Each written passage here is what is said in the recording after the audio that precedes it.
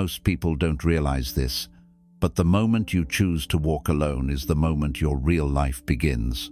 Not the life shaped by society, not the life shaped by fear, and not the life shaped by other people's expectations, but the life shaped by your awakened mind. Walking alone is not loneliness. It is the moment you finally step away from noise, judgment, fake connections, and emotional dependency. It's the moment you stop bending just to fit in. It's the moment you stop shrinking to make others comfortable. And it's the moment you finally hear your own inner voice, the voice that has been buried under years of pressure, confusion, and noise. The world will try to convince you that solitude is weakness, but Buddhism teaches the opposite. Solitude is where strength is born. It's where clarity appears. It's where the old version of you dies and the real version finally rises. Once you walk alone, the world never looks the same again. And neither do you. 1. Walking alone shows you the truth about yourself. When you finally remove the noise of the world and choose to walk alone, you meet a version of yourself that you may have never encountered before. This version is not shaped by society, not influenced by the expectations of family, and not pressured by social approval. It is the raw, unfiltered, honest version of you, the one that existed before the world told you who you needed to be. The truth is, most people never actually discover who they truly are because they are constantly surrounded by voices, opinions, and judgments that drown out their inner wisdom. They live their entire lives reacting to others, adjusting themselves to avoid criticism, or living up to standards that were never theirs to begin with. Buddhism teaches that solitude is not loneliness. It is the gateway to self-realization. When you walk alone, you give your mind the space it needs to reveal things you were too distracted to notice. You begin paying attention to the patterns of your thoughts, the fears you've been avoiding, the desires you've been suppressing, the emotions you've been carrying without even understanding them. You start seeing how certain habits control you, how certain insecurities guide your decisions, and how certain beliefs were never truly yours but were adopted from people around you. Walking alone shows you who you are when no one is watching. It teaches you what brings you peace and what drains your spirit. It helps you understand your strengths in a way that doesn't depend on applause or validation. You learn what you're naturally good at, what comes effortlessly to your heart, and what your soul is drawn toward. At the same time, solitude gently exposes your weaknesses, not to embarrass you, but to help you grow. You begin to see the areas of your life that need healing, the wounds you've been ignoring, and the emotional weight you've been carrying for years. When you walk alone, you stop living a life created by society and start building a life designed by your soul. You realize that many of the dreams you chased were not your dreams at all. They were expectations placed upon you. You discover what you truly want, what values truly matter to you, and what purpose your heart has been quietly whispering all along. This honesty can feel uncomfortable at first because it reveals truths you may have been trying to escape. But in Buddhism, this discomfort is the beginning of awakening. Growth does not start with comfort, it starts with clarity. Only the person who has walked alone knows their true self. Only the one who embraced solitude understands their inner world without filters, masks, or performance. Walking alone gives you something that no crowd can ever give you: a deep, unshakable understanding of who you really are. And once you know this truth, your entire life begins to shift. Because a person who truly knows themselves is impossible to manipulate, impossible to break, and impossible to stop. 2. Solitude breaks every fake bond in your life. When you begin to walk alone, something powerful starts to happen. The people who were never truly meant for you naturally fall away. This is not a loss, it is a cleansing.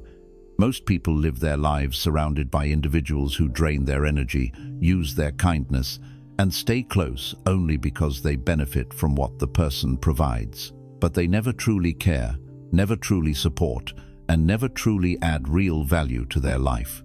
As long as you keep giving, they stay. The moment you slow down or walk a different path, they disappear. Walking alone exposes these people instantly. Buddhism teaches that attachment creates illusions. Often, the relationships we hold on to the tightest are the ones that are harming us the most. But because we fear being alone, we tolerate disrespect, manipulation, emotional laziness, and one-sided relationships. When you choose solitude, you remove the emotional crutches that keep these fake bonds alive. You stop calling people who never call you back. You stop explaining yourself to those who never tried to understand you. You stop investing energy into people who only show up when they need something. Solitude forces you to see the difference between those who value you and those who only value what comes from you. Some people were never attached to your soul. They were attached to your benefits, your time, your help, your energy, your presence, your effort. When you pull these things back, their true intentions come out. The moment you stop chasing, you see who actually cares. The moment you stop giving, you see who was only taking. The moment you walk alone, you see who walks with you without being invited. There is something incredibly liberating about this. Walking alone frees you from the people who were secretly limiting your growth. Not everyone around you wants to see you evolve. Some liked you better when you were small, insecure, dependent, and easy to control. But solitude breaks this attachment. When you walk alone, your energy changes. Your mindset shifts. You begin to see your worth without needing anyone to confirm it. And as your self-respect rises, the people who were using you start to feel uncomfortable around you because they can no longer manipulate you the way they used to. Solitude doesn't just remove people, it reveals them. The ones who disappear were never yours. The ones who remain because they see your soul, not your usefulness. They feel your presence, not your benefits. They love your growth, not your dependency. And these people are rare. Walking alone helps you identify them clearly. This filtering process can feel painful at first because it forces you to face the truth about relationships you believed were genuine. But with time, you start to feel lighter. You start to feel free. You begin to understand that losing fake people is not a loss, it is protection. The universe removes those who no longer align with your path. When you walk alone, your circle becomes smaller but stronger. The energy around you becomes purer. The people in your life become fewer but more meaningful. Solitude teaches you that you don't need a crowd to feel loved, supported, or understood. You need authenticity. And authenticity is something only solitude can reveal. 3. When you walk alone, you become emotionally independent. One of the deepest forms of suffering in human life comes from emotional dependence, the quiet belief that your happiness, stability, and peace come from someone outside yourself. Most people spend years attaching their emotions to the actions of others. If someone praises them, they feel worthy. If someone ignores them, they feel insecure. If someone leaves, they feel destroyed. This creates a life where you are not truly living. You are constantly reacting. Buddhism teaches that attachment to external sources of happiness is the root of suffering, because anything outside of you can change, disappear, or reject you. But when you walk alone, this entire structure begins to break. Walking alone forces you to sit with your emotions long enough to understand them, instead of handing them to others to manage. You begin to realize how much of your emotional life was controlled by people who didn't even know the power they had over you. When you walk alone, you stop outsourcing your happiness. You stop depending on someone else's mood to decide your mood. You stop waiting for someone's approval before you feel confident. You stop giving people the power to decide whether you feel secure or anxious. For the first time, your emotional world begins to belong to you and only you. This transformation doesn't happen overnight. In the beginning, solitude can feel uncomfortable because you no longer have someone to distract you from your fears, insecurities, or internal struggles. But this discomfort is where emotional independence begins. You learn how to comfort yourself without needing someone to say the right words. You learn how to calm yourself without expecting someone to show up and save you. You learn how to face your fears without waiting for someone to hold your hand. Slowly, you become your own safe place, something no one can take away from you. When you walk alone, you start understanding your emotions with clarity. You recognize why you get triggered, why you feel anxious, and why certain situations affect you the way they do. You begin to see emotional patterns that were invisible when you were constantly surrounded by others. Buddhism teaches that awareness is the first step to liberation. You cannot free yourself from an emotion you refuse to face. Solitude makes facing these emotions possible because there is no external noise covering them up. As you continue walking alone, a remarkable shift happens. Your confidence stops coming from people's opinions and starts coming from your inner growth. Your self-worth stops coming from validation and starts coming from your own reflection. You no longer fear losing people because you realize you never truly had peace with them anyway. You begin to enjoy your own company because it gives you something no one else ever provided: emotional freedom. When you become emotionally independent, you stop reacting to everything around you. You stop being controlled by rejection, comparison, loneliness, or insecurity. You begin making decisions from a place of wisdom, not fear. You choose what feels right for you, not what will make others happy. And because your peace no longer depends on people, you become unshakable. This independence is not coldness, it is strength. It is not isolation, it is awakening. It is not pushing people away. It is learning where you end and others begin. Walking alone teaches you that true emotional stability does not come from having people. It comes from mastering your mind. And once you reach that stage, the world cannot touch you the way it once did. You rise above emotional chaos and begin living from a place of inner clarity and peace. That is the freedom. Solitude gives a freedom so deep that once you feel it, you will never let anyone have that power over your emotions again. 4. Solitude teaches you what peace actually feels like. Most people spend their entire lives surrounded by noise without even realizing it. Noise doesn't always mean loud sounds or chaos.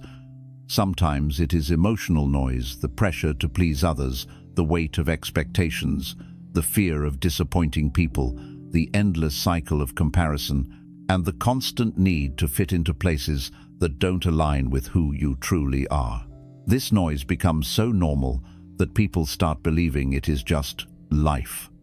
But Buddhism teaches that peace is not the absence of sound, it is the absence of internal disturbance.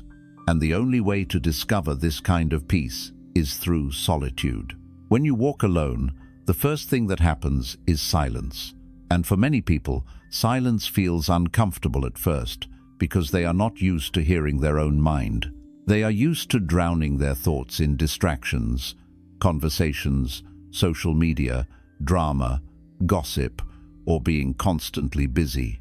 Walking alone removes these distractions, leaving you face to face with the part of yourself you have ignored for years. But this silence is sacred. It is the doorway to real peace. As you begin spending time in solitude, the noise inside you starts to settle. The overthinking becomes quieter. The emotional reactions soften. The mind stops spinning uncontrollably. It is in this quiet space that you finally begin to breathe. Buddhism teaches that the mind is like a cup of muddy water. When the water is stirred constantly, the mud mixes everywhere and the water becomes unclear. But when you leave the cup still, the mud settles to the bottom and the water becomes pure. Solitude is that stillness. It allows your mental mud, your stress, your confusion, your emotional clutter to slowly settle. For the first time, you can see your thoughts clearly instead of reacting blindly to them. You begin understanding what your mind has been trying to tell you. You begin hearing your intuition, a voice that was always present but drowned out by the world. As you walk alone, peace stops feeling like a luxury and becomes a natural state. You begin noticing how your body feels lighter without emotional tension. Your breath becomes deeper. Your thinking becomes clearer. Your decisions become less impulsive and more intentional. You stop rushing. You stop forcing outcomes. You stop attaching yourself to every emotion that passes through your mind. Instead, you learn to observe your emotions, allowing them to come and go without letting them control you. This is the essence of Buddhist peace, a state where the mind is calm even when the world is not. Without solitude, peace becomes impossible because you are constantly absorbing the energy, emotions, and expectations of others. You may think you are calm, but you are actually only distracted. You may think you are stable, but you are only busy. You may think you are happy, but you are only entertained. Real peace begins when you no longer need anyone or anything to feel steady inside.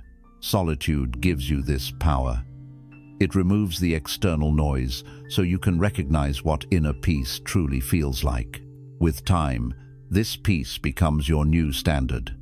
You begin to notice when someone disrupts it. You become sensitive to the smallest shift in your emotional energy. You recognize relationships that bring chaos, conversations that drain you, and environments that disturb your balance.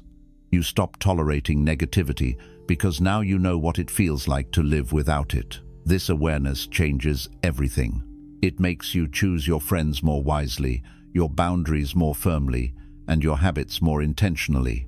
The beautiful thing about solitude is that it doesn't just give you peace, it teaches you how to protect it. You start understanding that your peace is not negotiable, not something to sacrifice for temporary comfort or for someone else's expectations. You begin prioritizing your mental clarity over social approval, your emotional well-being over pleasing others, your inner balance over fitting in. This shift is powerful because it transforms the way you live, the way you think, and the way you show up in the world. Once you taste the peace that solitude brings, you cannot go back to the chaos you once tolerated. You walk differently, speak differently, and choose differently. Peace becomes your anchor, and from that anchor, every part of your life begins to align. This is why solitude is not isolation, it is elevation. It lifts you above the noise and gives you access to a calmness that most people spend their whole lives searching for but never find. 5. Walking alone makes you more disciplined and focused. One of the most misunderstood truths in life is that discipline does not come from motivation, it comes from environment. When you are surrounded by people, distractions, conversations, expectations, and the constant pull of social energy, your mind becomes scattered. You may want to grow, but the noise around you pulls your attention in many directions. This is why so many people struggle with discipline. They are not weak, they are simply overwhelmed. Walking alone changes this completely. When you choose solitude, you create the space needed for discipline to finally take root in your life. Buddhism teaches that the mind becomes powerful when it is unified, when its energy is gathered instead of scattered. Walking alone removes 90% of the unnecessary mental load that comes from dealing with others. You are no longer analyzing conversations, worrying about opinions, reacting to emotional drama, or comparing your life with someone else's. Your mental energy, instead of leaking outward, begins to flow inward. This shift is what creates discipline. You suddenly have the capacity to focus deeply, think clearly, and act deliberately. When people are always around you, your mind naturally becomes reactive. You respond to every message, every request, every conversation, every change in someone else's mood. This constant reactivity weakens your ability to focus on your own path. But when you walk alone, the reactivity disappears. You move from reacting to creating. You move from being pulled by life to leading your life. You start becoming intentional with your time, your habits, and your thoughts. Solitude naturally brings structure because your mind is no longer fighting 1,000 external stimuli. Walking alone gives you the chance to design your routine without interference. You begin waking up at times that serve your goals. You begin prioritizing habits that make you stronger: reading, meditation, exercise, deep thinking, learning, planning, and self-reflection. You begin noticing how much time you used to waste and how much progress you can make when no one is distracting or influencing you. You stop filling your days with activities just to feel busy and start filling them with actions that create real growth. Discipline thrives in solitude because solitude teaches you consistency. When you walk alone, no one is going to remind you to work hard. No one is going to push you to focus. No one is going to applaud your effort. You learn to show up for yourself, even on the days you feel tired, bored, or unmotivated. You start realizing that true discipline is not about feeling inspired. It is about keeping promises to yourself. And when you live alone, emotionally or physically, your promises become sacred. You stop breaking them because breaking them only hurts you. Over time, this consistency builds a strong inner character. You begin trusting yourself because you see yourself doing what needs to be done, even without external validation. You stop negotiating with excuses. You stop delaying your goals. Your mind becomes sharp because it learns to stay on one track without being pulled toward distractions. Walking alone teaches you that focus is not something you find, it is something you protect. And solitude is the shield that protects it. There is also a hidden spiritual aspect to discipline that many people never experience until they walk alone. When you stop being surrounded by society's noise, you begin hearing the quiet rhythm of your own life. You discover what activities raise your energy and which ones drain it. You understand when your mind is strongest, when your creativity is highest, and when your spirit is most peaceful. This awareness allows you to work with your nature instead of against it. You no longer force productivity. You flow into it with alignment. Walking alone also removes the emotional distractions that weaken discipline. You stop caring about who is ahead of you or behind you. You stop comparing your journey with someone else's timeline. You stop feeling pressured to live a certain way because no one is watching. This emotional freedom allows you to build discipline for yourself, not to impress others. The goals you set become meaningful, the habits you form become personal, and the growth you experience becomes sustainable. Eventually, solitude shapes you into someone who lives with purpose. While others are distracted by gossip, comparison, or drama, you are investing time in building something meaningful: a better mind, a stronger body, a peaceful heart, and a disciplined life. This difference becomes obvious. People will notice the clarity in your eyes, the confidence in your walk, and the precision in your decisions. They will feel the change in your energy, because disciplined people carry a presence that cannot be ignored. Walking alone doesn't just create discipline, it creates mastery. It gives you the mental space to build yourself intentionally, layer by layer, day after day. And once your life begins to move in alignment with your purpose, free from distractions, noise, and emotional chaos, you start achieving things that once felt impossible. This is the silent power of solitude. It transforms your life not through dramatic moments, but through consistent, focused, disciplined action. And once you experience this level of inner focus, you will never allow anyone or anything to pull you away from it again. 6. Solitude transforms your pain into wisdom. One of the greatest misunderstandings in life is believing that pain is something to escape from, hide from, or fight against. Most people fear pain so much that they distract themselves endlessly just to avoid feeling it. They jump from relationship to relationship, drown themselves in noise, keep their schedules full, or stay surrounded by people because silence terrifies them. But Buddhism teaches that pain is not the enemy running from it is. Every painful emotion you avoid does not leave your heart. It simply sinks deeper into your subconscious, where it continues to shape your decisions, reactions, and mindset without you even knowing it. This is why so many people repeat the same patterns, fall into the same relationships, and face the same emotional cycles. They are not cursed. They are simply disconnected from themselves. Walking alone changes this completely, because solitude gives you the space to finally turn toward your pain instead of running from it. And this turning is what transforms pain into wisdom. When you walk alone, there is nowhere to hide from your emotions. There are no distractions to mask them, no noise to silence them, no people to blame, and no temporary entertainment to cover them up. Solitude places you in front of your inner world like a mirror that reflects your deepest wounds. At first, this can feel overwhelming. You may start remembering things you thought you had forgotten. Old heartbreaks rise to the surface. Traumas you thought you were done with suddenly appear. Fears you didn't know you carried begin to speak.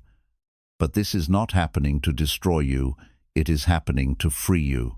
When the mind is no longer occupied with external noise, it begins the natural process of healing itself. All the unresolved emotions that stayed buried for years finally get a chance to breathe.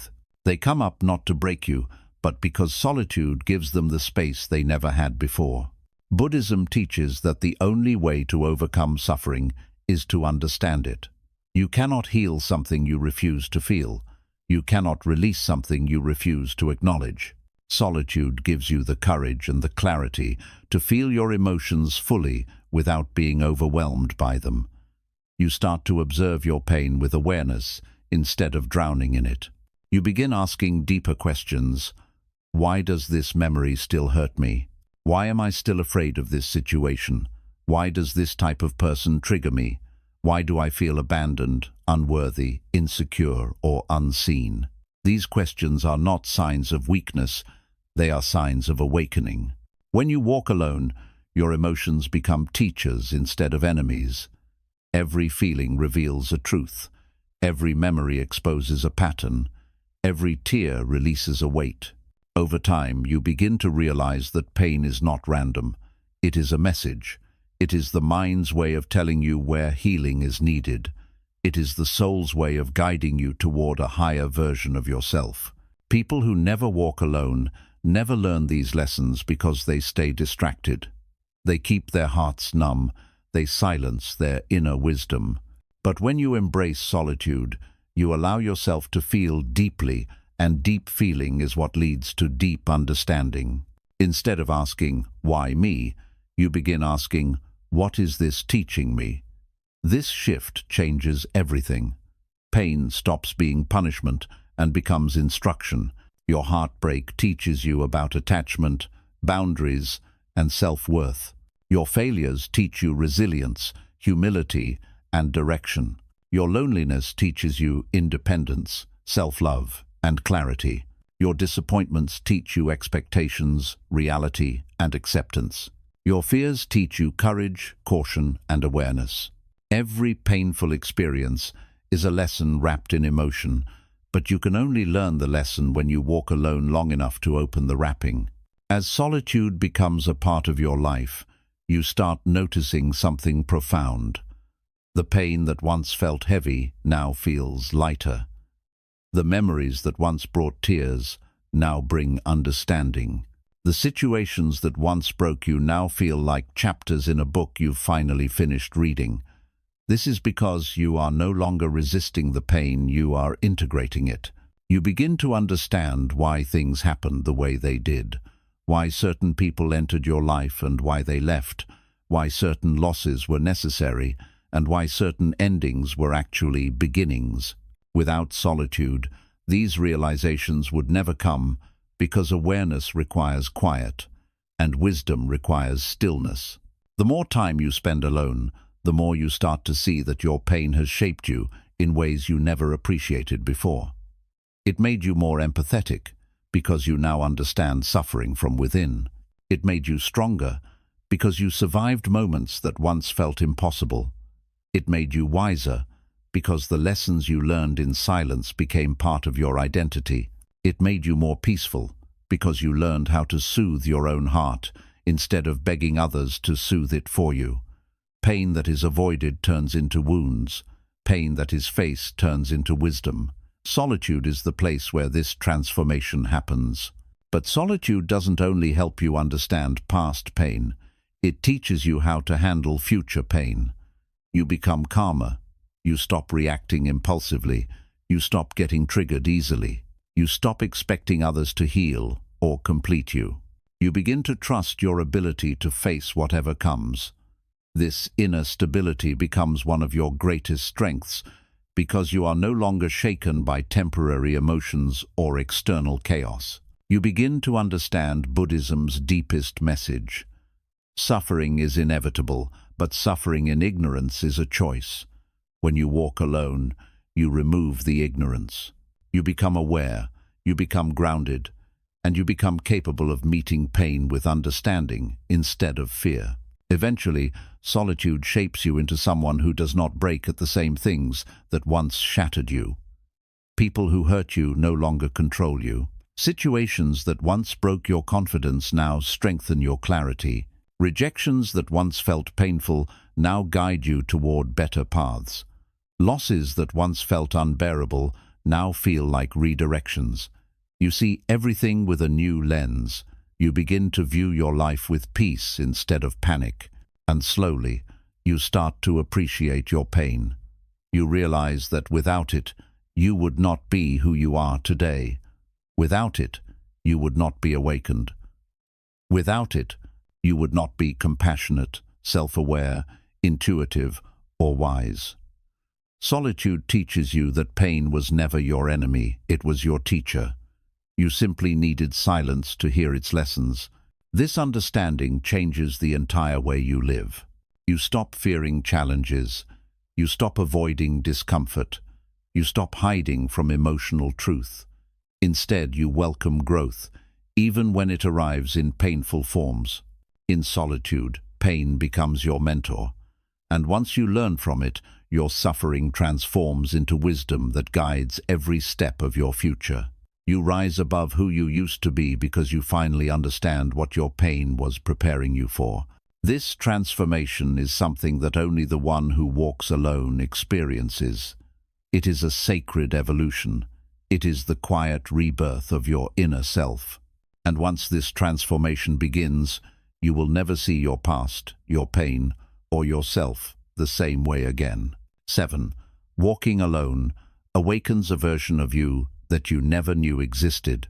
There comes a moment in every person's life when they realize that the version of themselves they have been showing the world is only a fraction of their true potential. Most people live as a smaller version of themselves because they are constantly shaped by expectations, influenced by environments, and impacted by the emotional weight of relationships, society, and the opinions of others. They shrink themselves to fit in. They silence themselves to avoid conflict. They dim their light so others won't feel insecure. They choose comfort over growth because the world around them never encouraged their evolution. But when you walk alone, all of this begins to change.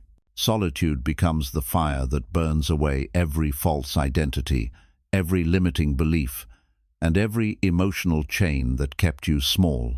And from this fire, a new version of you begins to rise stronger, clearer, more grounded, more aware, and more in alignment with your true nature. Walking alone awakens this version of you because solitude removes all the external influence that constantly pulls your identity in different directions. When you stop living for others, you naturally begin living for truth. The masks you wore for acceptance start to crumble. The roles you played to please others dissolve. The emotional obligations you carried for years fall away. For the first time, you begin to see yourself without distortion. You begin to understand your real personality, your real values, your real desires, and your real strengths. This clarity is powerful because it reveals a self that was buried underneath years of noise, pressure, and expectations. Buddhism teaches that awakening is not the process of becoming something new. It is the process of returning to what you always were beneath illusion. When you walk alone, you strip away the illusions of identity that society placed on you. You no longer have to pretend to be strong for others. You no longer have to hide your vulnerability to appear tough. You no longer have to adjust your personality just to fit into someone else's comfort zone. You no longer have to suppress your dreams because others don't understand them. Solitude breaks all of these invisible chains. It gives you the space to grow without limits and to transform without permission. As you continue on your solitary path, you start noticing changes within yourself that you never expected. Your thinking becomes sharper. Your decisions become cleaner. Your understanding becomes deeper. You no longer give quick emotional reactions. Instead, you respond with awareness. You stop letting temporary feelings control your long-term direction. You begin walking with a quiet confidence, a confidence that comes from self-awareness, not ego. This shift is noticeable not only to you, but to everyone around you. People will begin saying, "You've changed," but they won't understand how. What they are seeing is not a change. It is your real self emerging after years of being hidden. One of the most profound transformations that happens when you walk alone is that you stop needing people to validate your existence. You realize that your worth is not dependent on how much someone texts you, how often they compliment you, or whether they choose to stay in your life. You stop basing your value on the attention or approval of others. Instead, your self-worth begins to grow from within. You start validating yourself. You start appreciating your own progress. You start loving your own company. This is where true inner strength is born.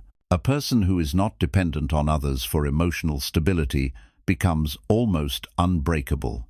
Walking alone also reveals strengths within you that you never knew you possessed. You discover your resilience, the ability to face challenges without falling apart. You discover your discipline, the power to build yourself day by day, even when no one sees your effort. You discover your intuition, the voice inside that has been guiding you your entire life, but was drowned out by noise. You discover your purpose, the reason your soul feels drawn to certain paths and repelled by others. All of this becomes clearer only when you have the silence to listen. Solitude becomes the mirror that finally shows you the entirety of who you are. Another powerful transformation that solitude brings is spiritual growth. When you walk alone, you naturally begin to observe life with more depth. You start seeing how temporary everything is: emotions, relationships, situations, successes, failures, and phases of life. This awareness gives you a sense of calm that others do not have. You stop clinging to people out of fear. You stop chasing outcomes out of desperation. You stop holding on to the past with regret. You begin flowing with life instead of fighting it. This is a sign of spiritual maturity, the understanding that you can walk alone without feeling lonely, because your spirit is full, grounded, and connected to something deeper than the external world. As this new version of you continues to awaken, you also develop stronger boundaries. You no longer tolerate disrespect. You no longer lower your standards to accommodate others. You no longer apologize for wanting peace, clarity, or personal space. You become more selective about who you allow into your life because you understand the value of your energy. Your solitude teaches you that not everyone deserves access to your mind, your heart, or your time. You begin choosing people based on alignment, not convenience. And because you now know yourself deeply, you recognize very quickly who is good for your growth and who is not. Walking alone transforms your relationship with fear as well. You stop being afraid of being misunderstood or judged. You stop being afraid of endings. You stop being afraid of starting over. You stop being afraid of silence. Because once you have walked alone and survived your own darkness, there is very little left in the world that can scare you. Fear loses its power over someone who has already faced themselves. This fearlessness doesn't make you reckless. It makes you free. And freedom is exactly what this new version of you embodies. Eventually, there comes a moment where you look back and realize that the person you used to be no longer exists. The insecurities that once controlled your decisions are gone. The habits that once weakened you have been replaced. The emotional chaos that once consumed you has been cleared away. You begin to feel a sense of inner stability that nothing external can shake. You walk differently because your soul is lighter. You think differently because your mind is stronger. You love differently because your heart is wiser. You live differently because your spirit is awakened. This transformation is not loud. It does not happen with dramatic announcements or sudden changes.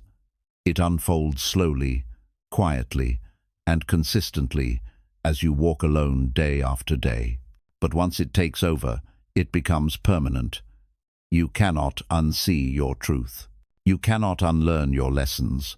You cannot return to the smaller version of yourself, even if you tried. You have grown too much, learned too deeply, awakened too far. And this is the true gift of solitude. It reveals the highest version of you, the version that was always waiting beneath fear, noise, and attachment. Walking alone does not make you lonely. It makes you powerful. It makes you focused. It makes you whole. It prepares you for a life that is aligned with your purpose, rather than shaped by expectations. And once you meet this awakened version of yourself, you will never walk the same again. Every step you take will carry the wisdom of your past pain, the strength of your inner growth, and the clarity of your awakened mind. This is the version of you that was always meant to rise, and solitude is what finally brings it to life. Walking alone teaches you how to create a life that belongs to you, not to the world. There is a point in life where you realize that almost everything you have been doing, thinking, or chasing was shaped by influences outside of you. Without even noticing, people spend years following paths chosen by their parents, their society, their fears, or their environment. They pursue careers they don't love. They stay in relationships that drain them. They remain stuck in places that shrink their spirit. They allow the world to define success for them, what to want, how to behave, what to believe, and who to be. But very few ever stop and ask themselves the most important question: is this the life I truly want? Buddhism teaches that a life lived unconsciously is a life lived in suffering. When you do not understand your mind, you become controlled by it. When you do not choose your path, life chooses it for you. When you do not define your values, society imposes its values onto you. Most people never discover their true desires because they never walk alone long enough to hear their own inner voice.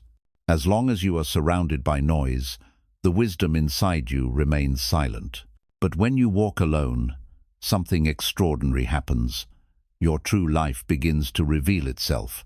Walking alone removes all the external pressures that distort your direction.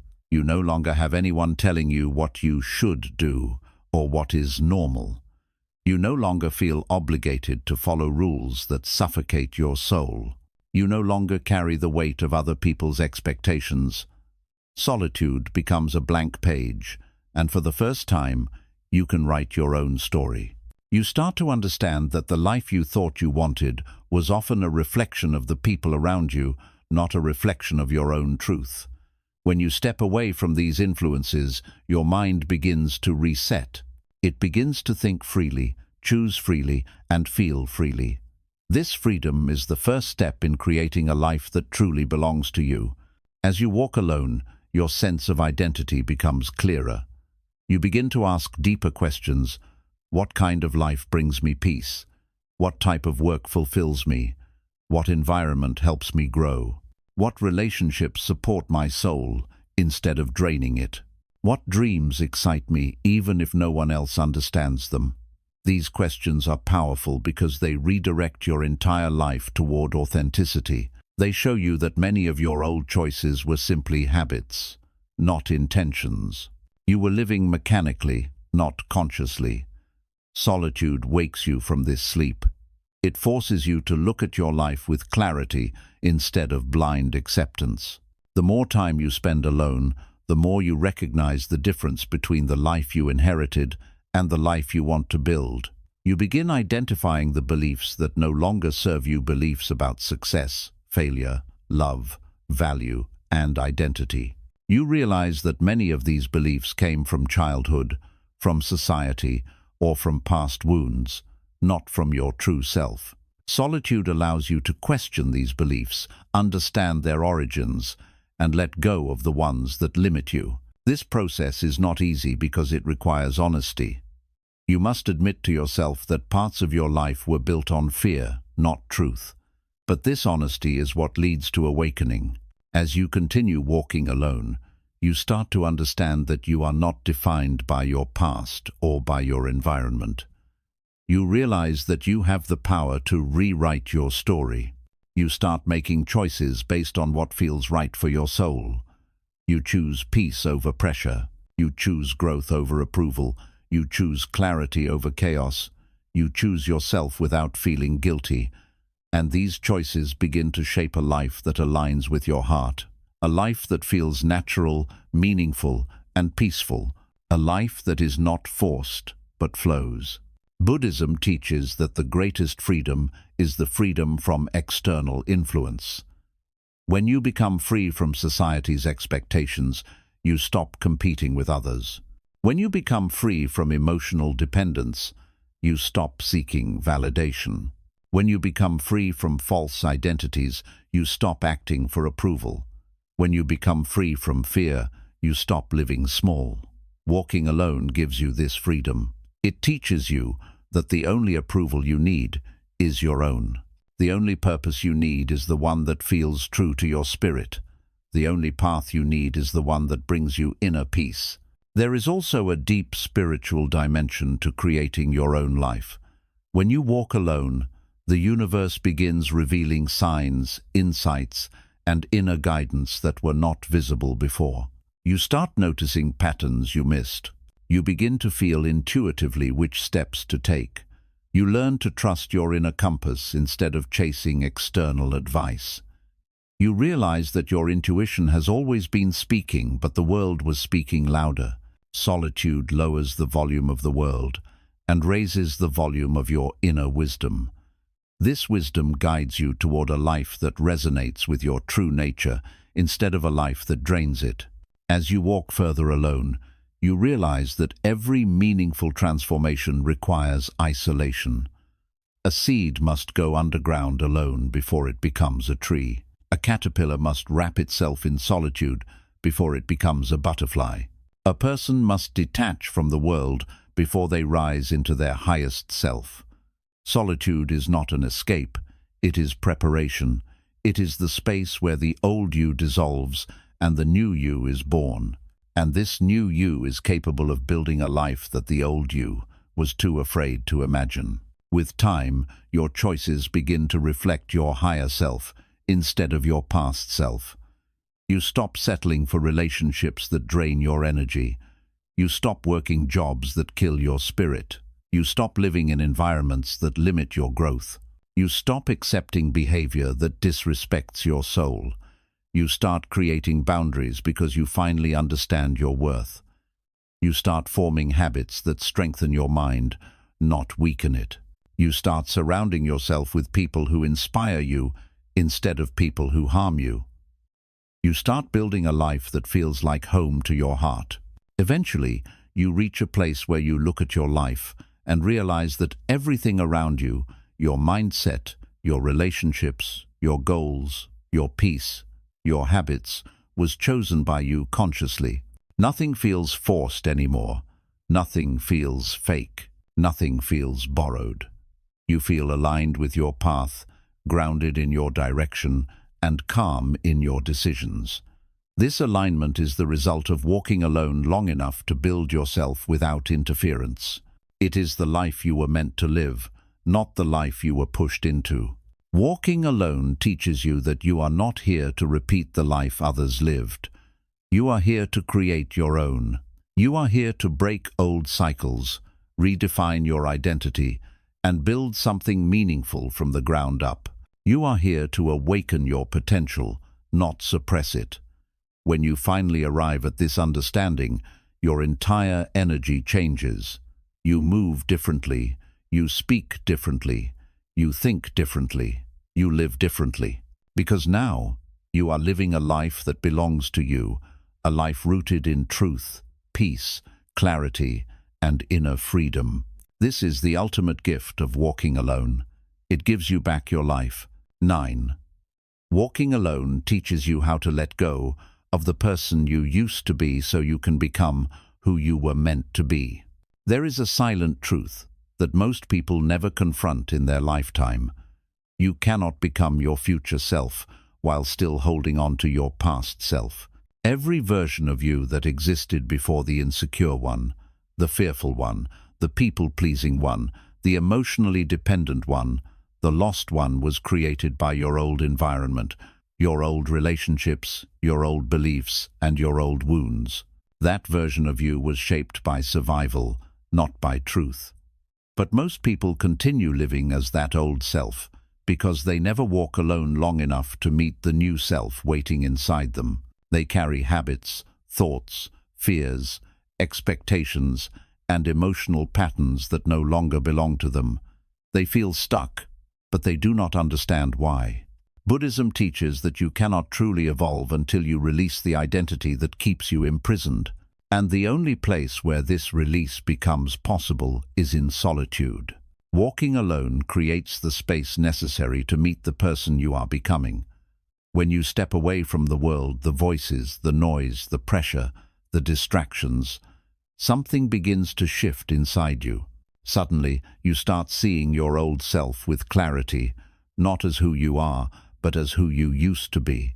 All the behaviors you once accepted, the relationships you once tolerated, the beliefs you once held, they begin to fall apart under the light of awareness. You start noticing how small you used to play, how much you used to fear, how often you used to shrink, how quickly you used to give up your peace for the sake of others. This realization is painful, but it is also liberating, because awareness is the beginning of transformation. You cannot let go of a version of yourself that you cannot clearly see. Solitude gives you this clarity. As you continue walking alone, you begin to understand a deep spiritual truth. The old you cannot walk the path of the new you. The decisions that old you made came from fear, insecurity, and attachment. The new you requires decisions made from wisdom, strength, and inner peace. The old you was shaped by the world. The new you is shaped by consciousness. The old you held on to people who hurt you. The new you desires relationships rooted in authenticity. The old you was reactive. The new you is reflective. The old you lived in survival mode. The new you moves in alignment. This shift is not something you can fake. It is something you grow into slowly, quietly, and consistently through the journey of walking alone. Solitude shows you who you were pretending to be. Many people do not realize how much of their identity is borrowed from family expectations, cultural pressure, social standards, or emotional wounds. You think you are choosing your personality, but in reality, you are often choosing what feels safe. Maybe you became a people pleaser because you were afraid of conflict. Maybe you became quiet because you were judged when you spoke. Maybe you became hyper-independent because you were abandoned. Maybe you became overly responsible because you had to be strong for others. These traits feel like you, but they are not your true self. They are defense mechanisms your old environment created. Walking alone allows you to see these patterns with brutal honesty. Once you see them, you begin to loosen your grip on them. You no longer defend the parts of you that were created by pain. You begin to let them go. This letting go is not a simple process. It requires emotional courage because you are not only releasing old habits, you are releasing identities. You are releasing the version of you that helped you survive. You are releasing the version of you that protected you. You are releasing the version of you that was built from fear. Yet despite the fear, you begin to feel lighter. A quiet space opens in your mind where peace begins to enter. This is why Buddhism says, You must die before you die. It means the old identity must dissolve so a higher identity can emerge. Solitude becomes the sacred ground where this inner death and rebirth happens. When you walk alone long enough, you begin noticing internal changes that cannot be explained logically but felt spiritually. You feel less triggered by things that once hurt you. You feel less attached to patterns that once controlled you. You feel less interested in situations that once entertained you. You feel less tolerant of chaos, confusion, and disrespect. These are signs that your old self is shedding. You are no longer emotionally aligned with the person you once were. You begin feeling a silent pull toward peace, clarity, purpose, and authenticity. This pull is your soul guiding you toward the next version of your life. As the old self dissolves, the new self begins to rise, not quickly, but steadily. You start trusting yourself more. You begin taking responsibility for your energy. You start making decisions based on alignment, not approval. You begin choosing solitude over noise, patience over rushing, logic over emotion, and truth over comfort. You start valuing peace more than attention, clarity more than excitement, direction more than distraction. These changes are subtle at first, but they grow stronger each day. You begin feeling like a completely different person, not because you forced change, but because you finally allowed it. Walking alone also teaches you why your old self stayed stuck for so long. The old you was surrounded by environments that reinforced your weaknesses. You were connected to people who kept you in emotional loops. You lived in spaces that reflected your past, not your future. When you walk alone, you break these loops. You disconnect from environments that no longer support your growth. You detach from relationships that hold you back. You step away from routines that drain your energy. And when these external influences disappear, you finally have the space to become someone else. This is why solitude is essential, because you cannot heal in the same environment that harmed you, and you cannot transform in the same environment that kept you small. As your new self grows, you begin to develop a different relationship with life itself. You realize that not every change requires destruction, some changes require release. You realize that not every ending is punishment, some endings are protection. You realize that not every loss is a loss. Some losses are openings for something greater. You begin to understand that walking alone is not about being lonely. It is about realigning your soul with your highest path. You are not losing yourself. You are returning to yourself. You are not breaking, you are unfolding. Eventually, you reach a moment where you no longer identify with the struggles of your past. You no longer crave the validation that once controlled your decisions. You no longer desire the people who once defined your worth. You no longer chase situations that once triggered your insecurity. You begin living from a place of inner wholeness. This wholeness transforms everything. It changes the way you talk to yourself. It changes the way you treat your heart. It changes the way you think, act, love, and dream. It changes the path you walk, and the steps you take on that path become sacred, because they come from a place of pure consciousness, not fear. When you walk alone long enough, you understand one of the deepest Buddhist truths. All transformation begins with detachment. You cannot rise while clinging to what makes you sink. You cannot evolve while clinging to identities built in pain. You cannot awaken while holding on to illusions that kept you asleep. Detachment is not abandoning your life, it is abandoning the version of you that was never real. It is releasing the stories you inherited, the habits you adopted, the fears you absorbed, and the expectations that controlled you. With each release, you rise higher into your true self, the self that is capable, wise, peaceful, and deeply aligned with your purpose. By the time this transformation is complete, you become someone you barely recognize. Your mind becomes clearer. Your heart becomes softer but stronger. Your decisions become sharper. Your reactions become calmer. Your presence becomes lighter but more powerful. People may say you've changed, but the truth is you finally became yourself. This new version of you could only emerge through solitude, through the quiet, slow, patient process of walking alone long enough to shed everything false and embrace everything true. And once this new version of you awakens, you will never return to the old one again. You cannot go back to who you were because that person was built for a chapter you have already grown beyond. Walking alone teaches you this truth. Evolution is irreversible. Awareness cannot be undone. Strength cannot be unlearned. Wisdom cannot be lost. Once you rise forever. This is the deepest gift of solitude. It gives you the courage to let go of the person you used to be and the clarity to step into the person you were always meant to become. And once you take that step, you will never walk the same again. 10. Walking alone teaches you how to build inner strength that nothing in the world can break.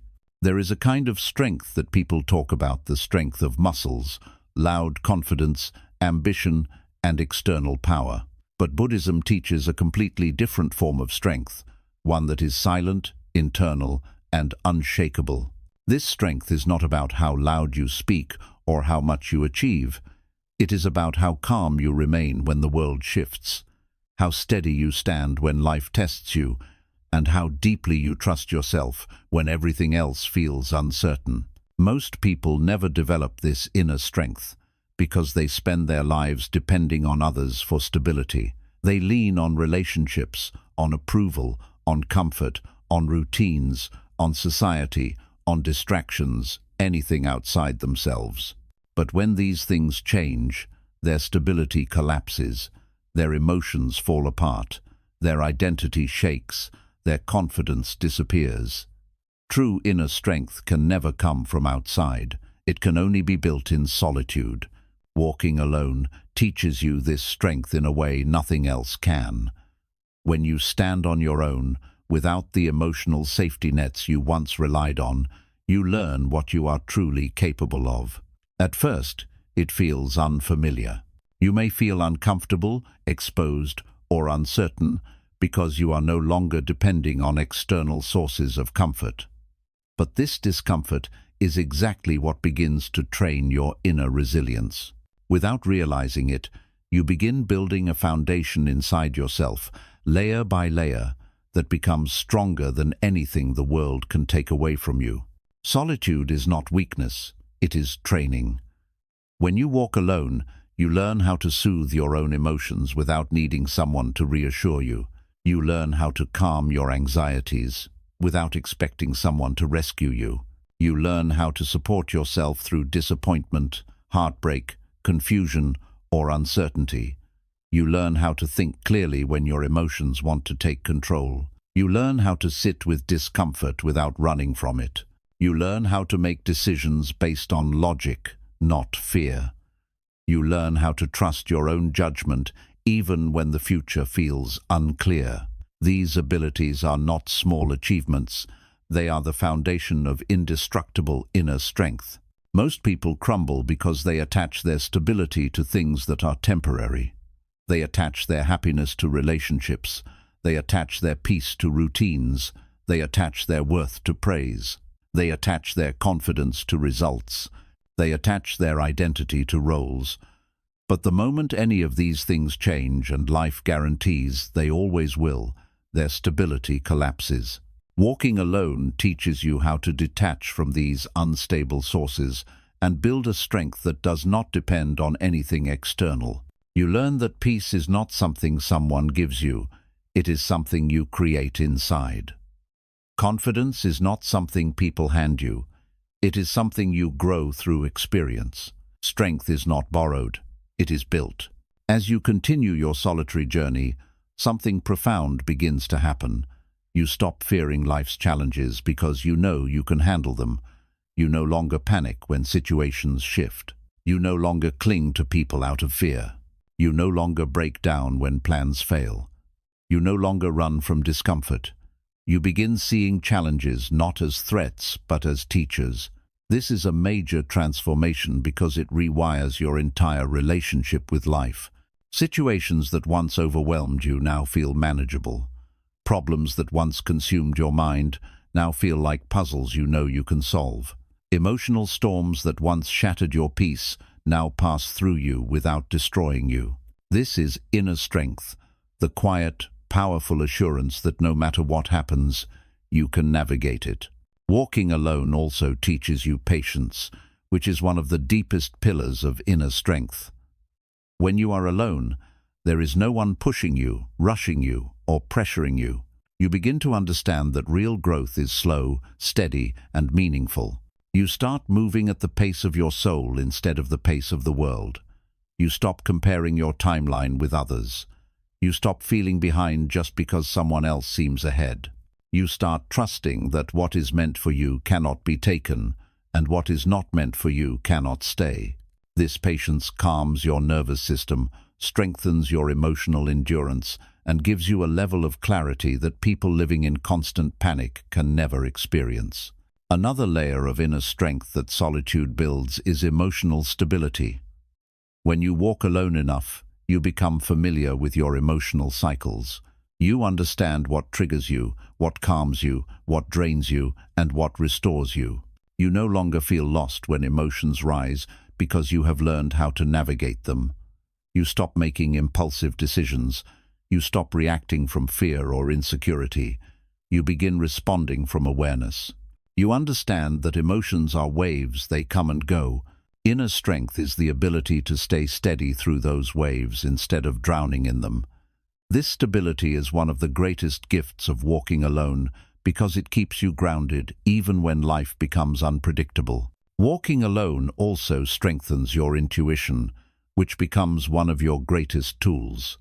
When you are constantly surrounded by people, their opinions drown out your inner wisdom. But in solitude, your intuition becomes louder. You begin sensing what aligns with you and what does not. You recognize which opportunities feel right and which feel forced. You sense which people bring peace and which bring chaos. You notice when your energy rises and when it drops.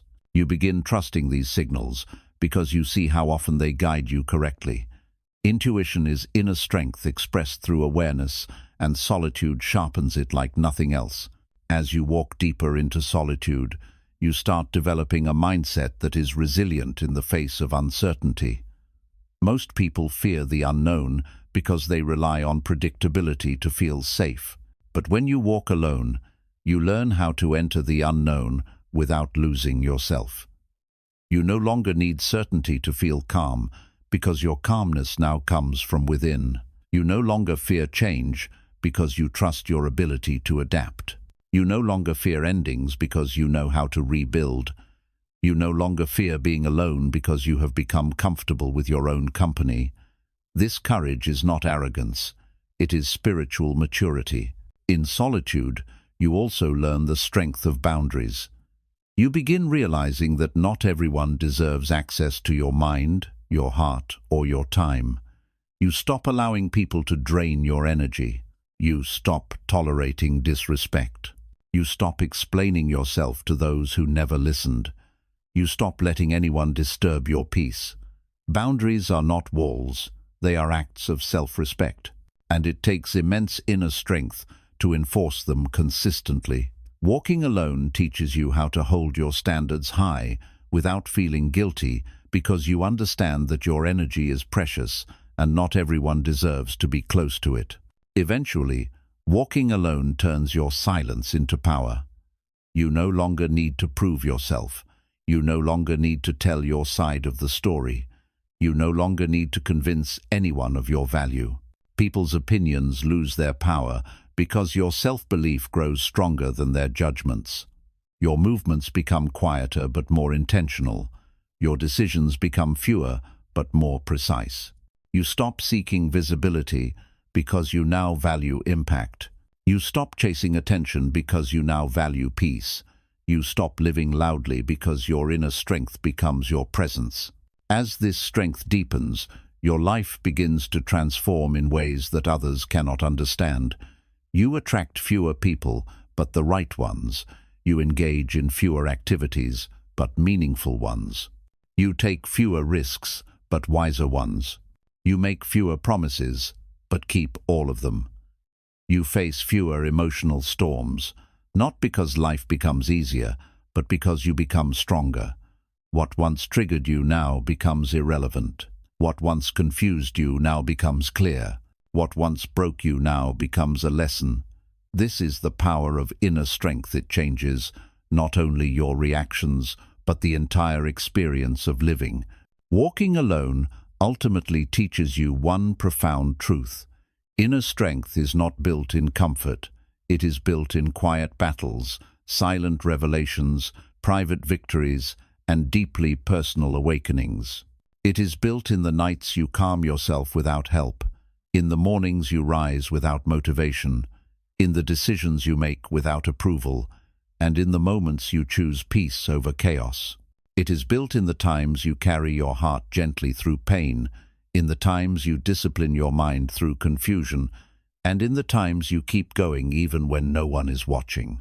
These experiences shape you into someone who cannot be broken, not because life stops testing you, but because you learn how to meet every test with awareness, calmness, and clarity.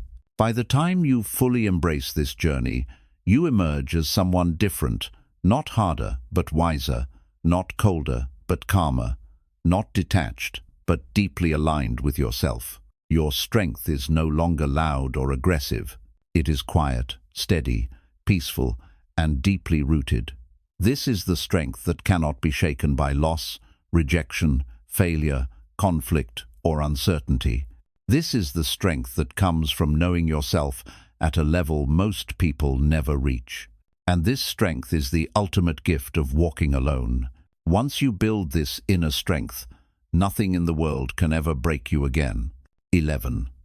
Walking alone teaches you how to control your mind, instead of letting your mind control you. There is a quiet truth that guides every moment of your life, whether you realize it or not. Your mind can be your greatest ally or your greatest enemy. It can lift you to heights you never imagined, or it can trap you in cycles of fear, doubt, and overthinking. Most people spend their entire lives being controlled by their minds without even recognizing it. Their thoughts run wild, their emotions lead their decisions, their fears dictate their actions. Their past shapes their present. Their insecurities whisper lies they believe without question. They respond automatically, react impulsively, and move through life in a state of inner chaos. They think they are living, but they are only being carried by their thoughts like leaves blown around by the wind. Buddhism teaches that freedom does not come from controlling the world. It comes from mastering the mind. And true mastery begins in solitude.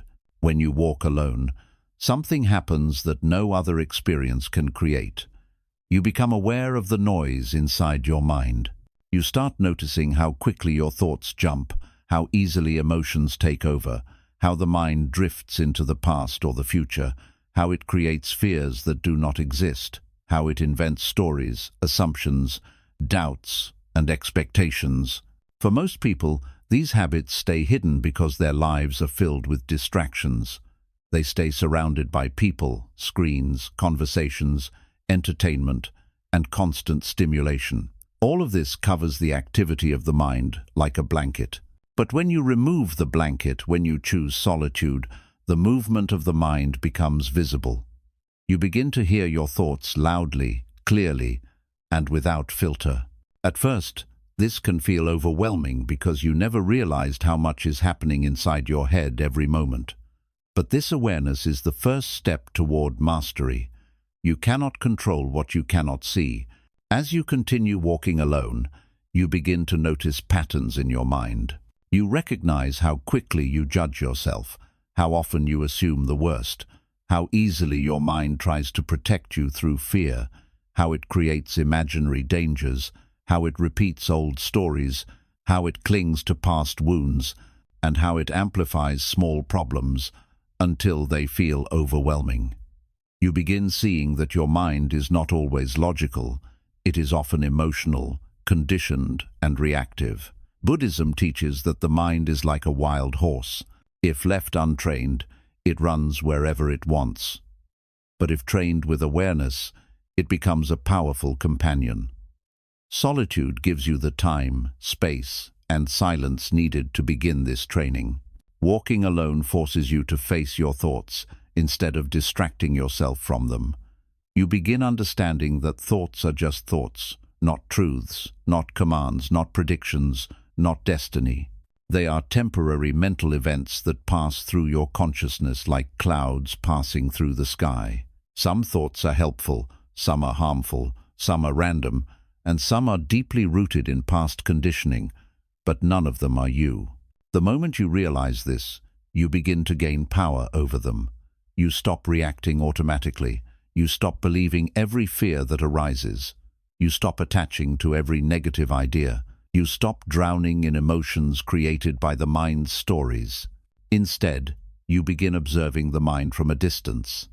This shift from identification to observation is one of the most life-changing transformations solitude brings.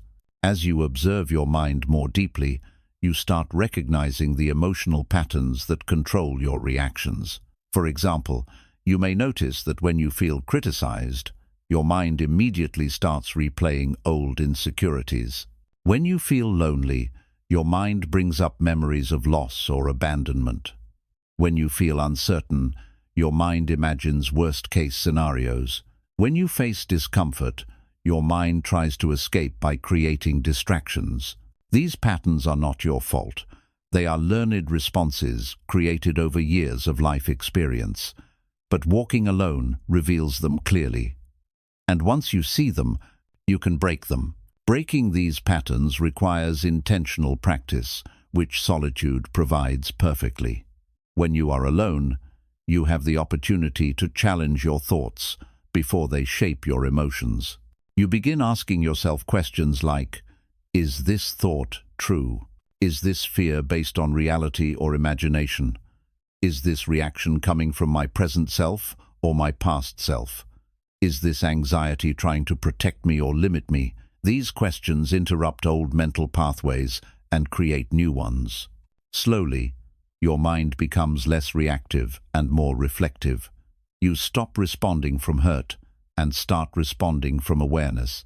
You stop being controlled by impulses and start choosing your direction consciously. This is mental mastery. As your ability to observe your thoughts grows stronger, your emotional intelligence deepens as well. You begin understanding the difference between an emotion rising in your body and a story created by your mind. You realize that emotions are natural signals, not threats. Fear is asking you to be alert, not to panic. Sadness is asking you to understand your heart, not to drown in it. Anger is asking you to set boundaries, not to explode.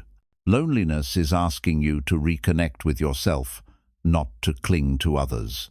When you walk alone, you learn how to feel emotions without letting them control you. You begin letting emotions pass through you instead of attaching to them, resisting them, or suppressing them. Emotional freedom begins with emotional understanding, and solitude gives you the space to cultivate this understanding. Walking alone also shows you how much of your suffering was created by your mind, not by your circumstances. You start to see how often you imagined problems that never happened, anticipated pain that never came, worried about situations that never unfolded, and stressed about outcomes that were never real. The mind creates suffering by projecting fear into the future and replaying pain from the past. But when you walk alone, you begin grounding yourself in the present moment. You start noticing how peaceful the present truly is when it is not disturbed by mental noise. You begin experiencing life directly instead of through the filter of fear or judgment. This presence becomes a source of calmness that nothing can take away from you. Eventually, solitude teaches you how to stop running from discomfort. Most people escape their thoughts by staying busy or by seeking constant stimulation. They fear silence because silence forces them to confront themselves. But when you embrace solitude, silence becomes your teacher. You learn to sit with your thoughts long enough to understand them, long enough to calm them, and long enough to free yourself from them. You begin seeing that discomfort is not a sign that something is wrong, it is a sign that something is being revealed, and what is revealed can finally be healed. Through this continued practice, your mind begins to change. What once triggered panic now triggers awareness. What once caused confusion now creates clarity. What once overwhelmed you now becomes manageable. You begin experiencing less mental noise and more inner stillness, less emotional chaos and more emotional grounding, less worry and more trust, less overthinking and more presence. Your mind becomes a tool you use consciously instead of a force that drags you into suffering. This transformation becomes visible in the way you live. You stop reacting impulsively to situations. You stop taking things personally. You stop creating unnecessary stories about what people think of you. You stop assuming worst-case outcomes. You stop letting temporary feelings destroy your long-term peace. Instead, you respond with calmness, wisdom, and patience. You speak less, but your words carry more clarity. You engage less but connect more deeply. You move slower but with greater purpose. This is the power of a mastered mind. It turns chaos into clarity and fear into understanding. By the time you reach this stage of mental mastery, you begin feeling a deep inner freedom. You no longer need the world to be perfect for you to feel peaceful. You no longer need people to behave a certain way for you to feel secure. You no longer need circumstances to go your way for you to stay grounded. Your peace is no longer dependent on the external world. It comes from the inside. And because you built it yourself, no one can take it from you. This freedom is the essence of enlightenment. Walking alone ultimately teaches you that the mind is not your enemy. It is simply a powerful force that needs guidance, training, and awareness. Just like a river becomes destructive when uncontrolled, but life-giving when directed, the mind becomes harmful when left unmanaged, but transformative when understood. Solitude gives you the opportunity to understand it deeply, to observe its nature, to unlearn what harms you, to relearn what empowers you. And through this process, you develop a level of mental strength that makes life's challenges feel lighter, gentler, and easier to navigate. In the end, you become someone who no longer fears their own thoughts, someone who no longer runs from emotion, someone who no longer gets trapped in cycles of overthinking, someone who no longer feels controlled by fear, someone who no longer allows the mind to dictate their life. Instead, you become the one steering it calm, aware, and in control. This is one of the highest forms of freedom a human being can experience, and it is a freedom that only reveals itself to those who walk alone long enough to meet their inner world face to face. Once you master your mind, nothing in the external world can shake you again. This is the gift of solitude, the gateway to inner power. And once you reach this level, you never go back.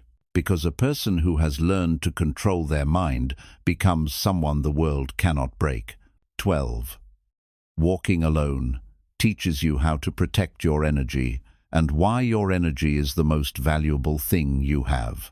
One of the most important lessons a person can learn in life is the truth about their energy. Not physical energy, not motivation, not mood, but the deep inner energy that shapes your thoughts, influences your emotions, directs your choices, and determines the quality of your life. Most people do not realize this, but every interaction, every environment, every relationship, and every thought either increases or drains this energy. When your energy is low, everything feels heavy. Your mind becomes foggy. Your emotions become unstable. Your decisions become unclear. Your confidence collapses.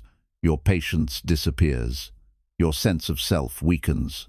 But when your energy is strong, life becomes lighter. You think better, feel clearer, act smarter, and remain emotionally grounded. Buddhism teaches that energy is the foundation of your spiritual life and protecting it is the foundation of your inner peace.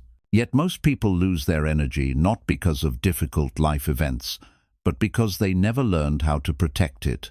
They give their energy away to people, situations, and habits that drain them. And the reason they never learn to protect it is simple. They never walk alone long enough to recognize how valuable it truly is. Walking alone teaches you what drains your energy and what strengthens it. When you step away from the world, from noise, conversations, responsibilities, expectations, and emotional demands, your energy begins to return to you. You start feeling more alive, more centered, and more grounded. This shift creates a moment of clarity, where you realize how exhausted you have been without even noticing it. You start questioning why you feel lighter in solitude than you did around certain people. You start wondering why your mind feels calmer when you are not surrounded by noise.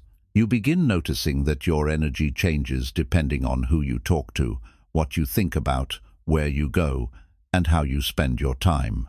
This awareness is the beginning of energetic protection, because you cannot protect what you cannot feel.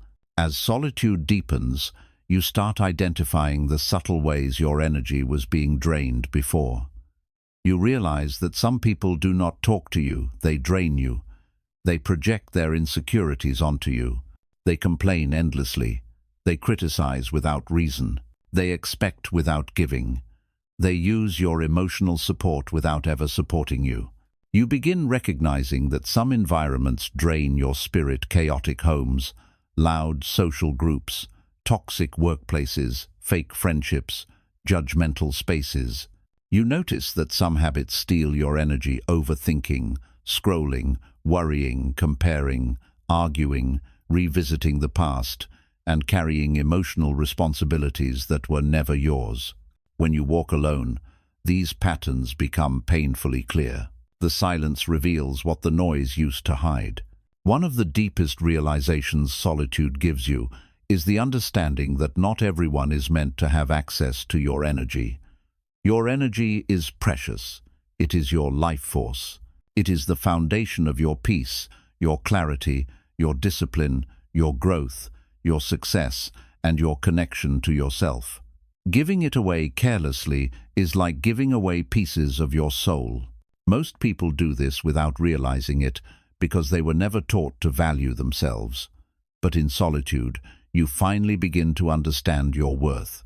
You start feeling the difference between people who uplift you and people who drain you, between situations that feed your growth and situations that drain your spirit, between habits that strengthen your mind and habits that weaken it. This awareness teaches you the first rule of protecting your energy. You must be selective about what you let into your inner world. Walking alone also teaches you that protecting your energy is not selfish. It is necessary. Buddhism teaches that when you lose your inner energy, you lose your ability to be present, to be peaceful, to make wise decisions, and to show up authentically in your life. You cannot pour from an empty cup. You cannot help others when you are drained. You cannot think clearly when your mind is overwhelmed. You cannot love deeply when your heart is tired. Protecting your energy is not about avoiding people. It is about avoiding misalignment. It is not about isolation. It is about intention. It is not about being cold. It is about being conscious. As you walk alone longer, you begin setting natural boundaries, not because you are angry or resentful, but because you finally understand what your energy needs.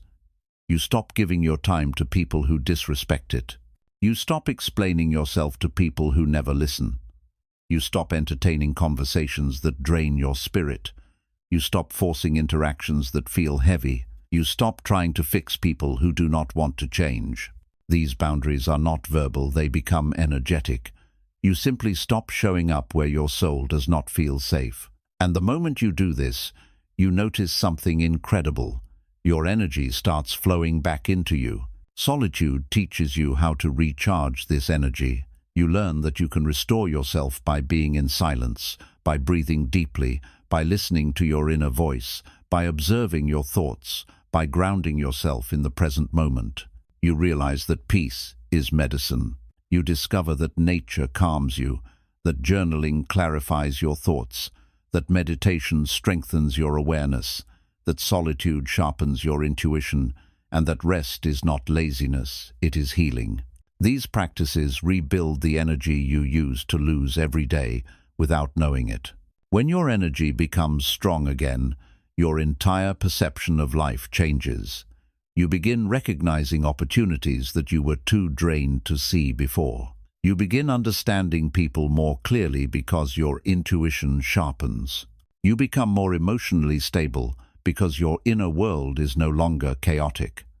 You begin making decisions that align with your soul instead of decisions made from exhaustion or pressure. You become calmer, more patient, more thoughtful, more intentional. Your life begins to take a new direction, not because the world changed, but because your inner energy changed.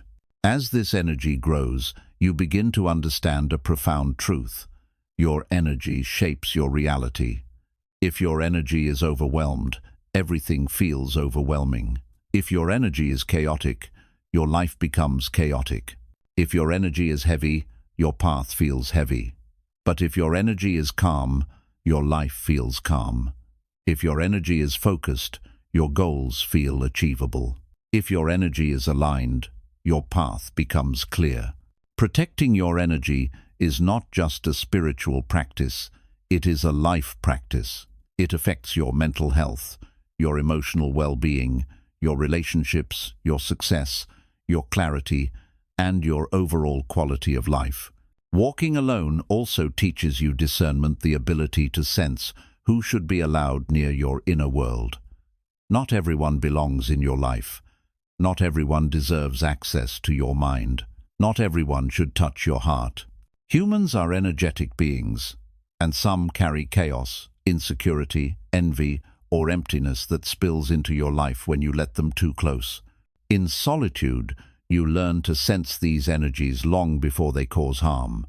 You start recognizing red flags faster. You feel misalignment immediately. You pay attention to how your energy reacts around someone. Does your spirit tighten or expand? Does your mind feel heavier or lighter? Does your intuition feel calm or uneasy? These signals become your guide. And because you are now aware of your energy, you begin trusting these signals more than words.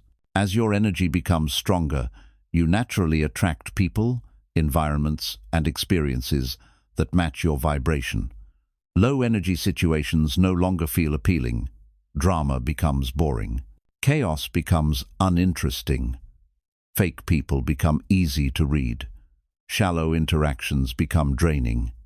You start valuing depth, clarity, peace, sincerity, kindness, truth, and alignment.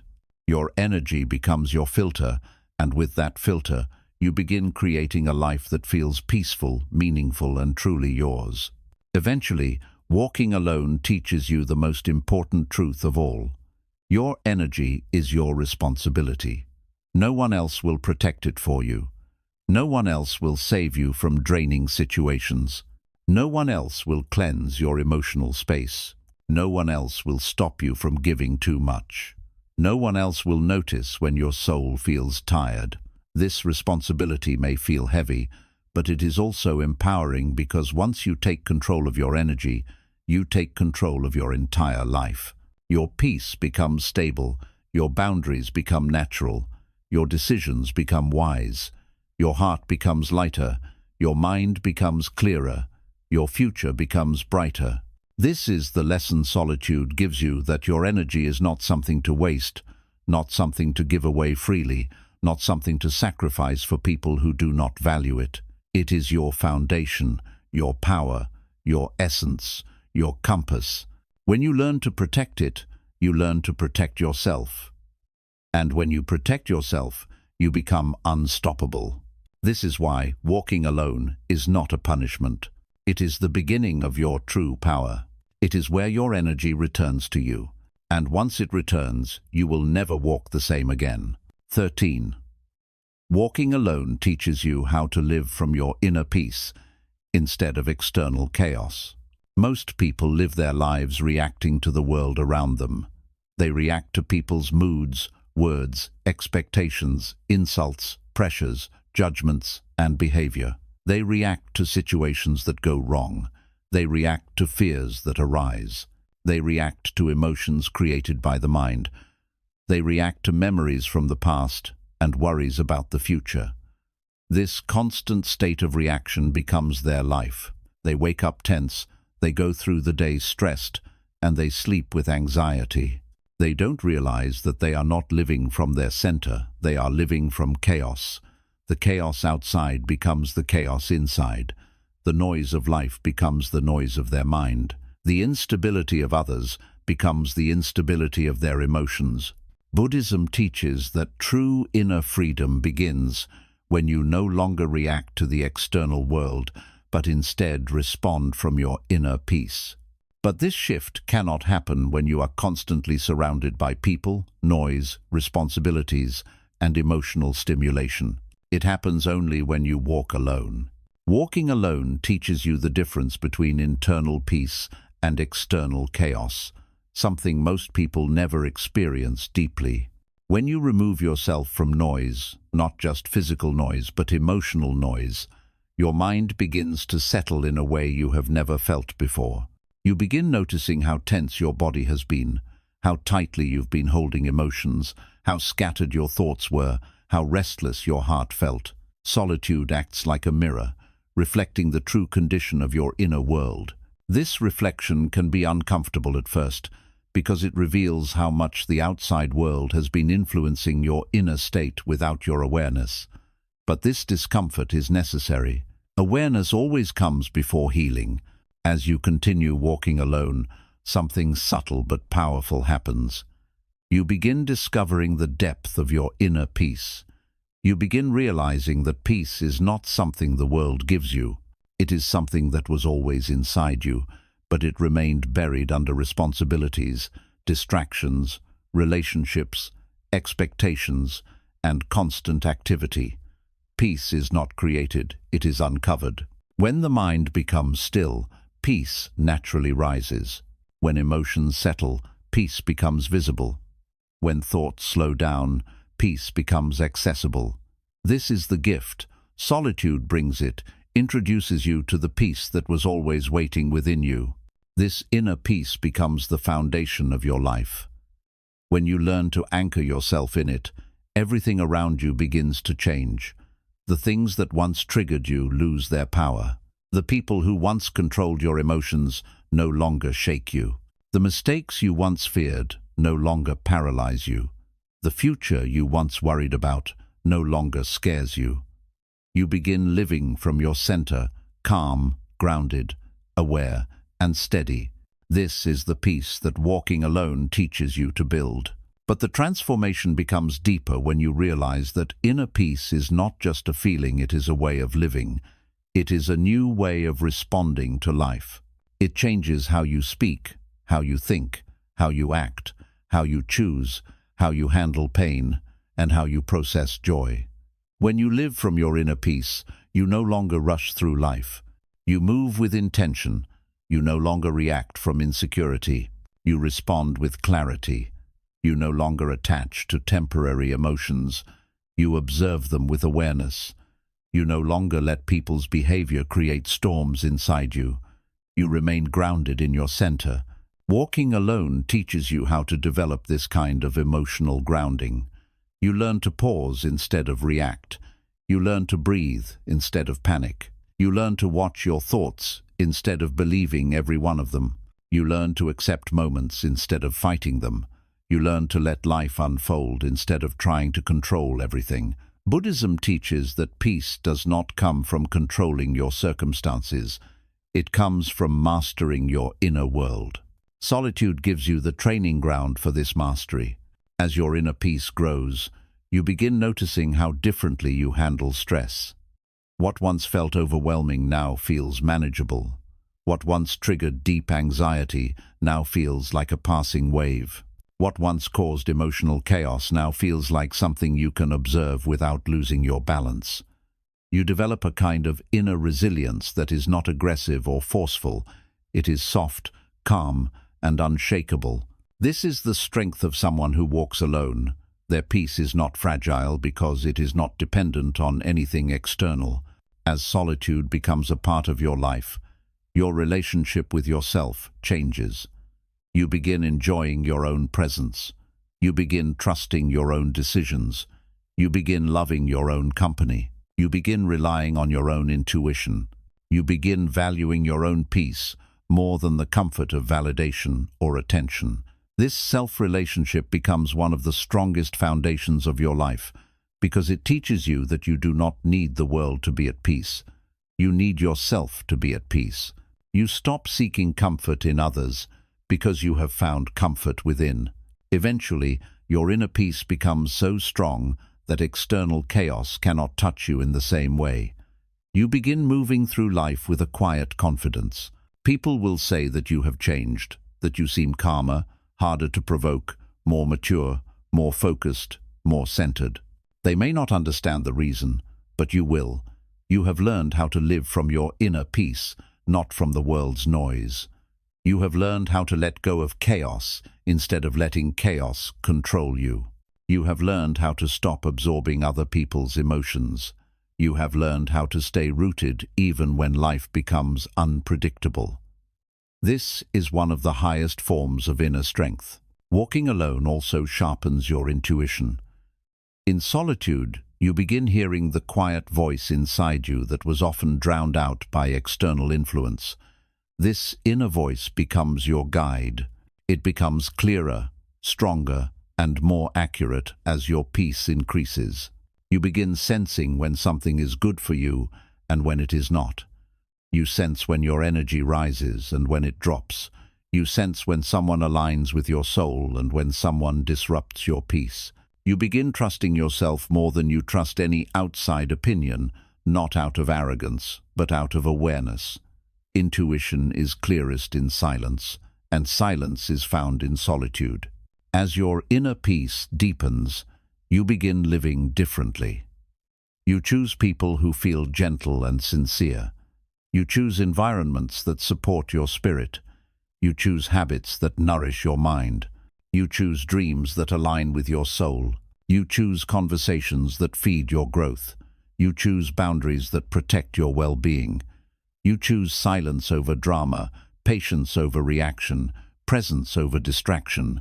These choices create a life that feels calm, meaningful, and aligned not because life becomes easier, but because you become wiser. Walking alone ultimately teaches you that peace is not a destination. It is a practice. It is a discipline. It is a way of returning to yourself again and again, no matter what the world throws at you. You learn that you may lose people. You may face challenges.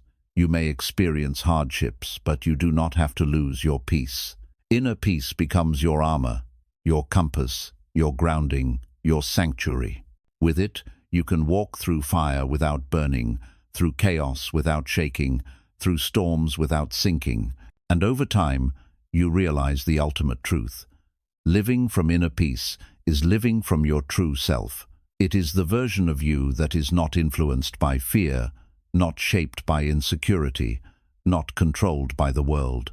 It is the awakened version of you, the one who sees clearly, feels deeply, and moves gently. This version of you cannot be manipulated, destabilized, or broken, because their peace is their power. And that power came from walking alone. Once you learn to live from inner peace, you will never again hand over control of your emotions to the external world. You will never again allow noise to enter your spirit. You will never again let chaos define your path. You become someone the world cannot shake, not because the world changed, but because you did. And this transformation begins the moment you walk alone. 14. Walking alone teaches you how to detach from what no longer serves you, and why letting go is the beginning of your true freedom. One of the hardest lessons a human being ever learns is the art of letting go. Not because letting go is complicated, but because holding on feels safer. People hold on to memories because they fear the unknown. They hold on to relationships because they fear loneliness. They hold on to habits because they fear change. They hold on to pain because they do not know who they are without it. And they hold on to identities that no longer fit them because they are scared of who they might become. Buddhism teaches that clinging is the root of suffering. Every attachment, whether emotional, mental, or physical, becomes a chain around the mind. The heavier the chain, the heavier your life feels. But most people never learn to let go because they never give themselves the space to see what is weighing them down. They keep moving, keep working, keep socializing, keep distracting themselves. They stay busy enough to feel in control. But true letting go requires stillness, and stillness comes when you walk alone. Walking alone teaches you what you are holding on to and why. When you step away from the noise of the world, the truth begins to rise inside you. You start noticing the emotional weight you've been carrying for years without realizing it. You notice how a part of you is still holding on to someone who hurt you because you never allowed yourself to heal properly. You notice how certain memories still trigger pain because you never made peace with them. You notice how your mind keeps revisiting old chapters because you never learned how to close them. You notice how you keep repeating destructive habits because you fear changing the identity built around them. Solitude brings all of this to the surface, not to hurt you, but to free you. As you continue walking alone, you begin understanding that letting go is not an action, it is a process. It is a quiet, gradual unfolding where you learn to release layer after layer of the emotional baggage you've collected over your life. You begin questioning your attachments. You realize that some people stayed in your life far longer than their purpose. You realize that some relationships lasted only because you were afraid of starting over. You realize that some memories remained painful because you kept feeding them. You realize that some habits controlled you because you allowed them to stay. These realizations become the foundation of your detachment. Not coldness, not numbness, but clarity. Detachment is often misunderstood. People think detaching means not caring. But true detachment means caring without losing yourself. It means loving without clinging. It means helping without draining your soul. It means being present without becoming dependent. It means accepting the flow of life without resisting every change. Walking alone teaches you this because solitude removes the distractions that keep you emotionally attached to things that no longer match your journey.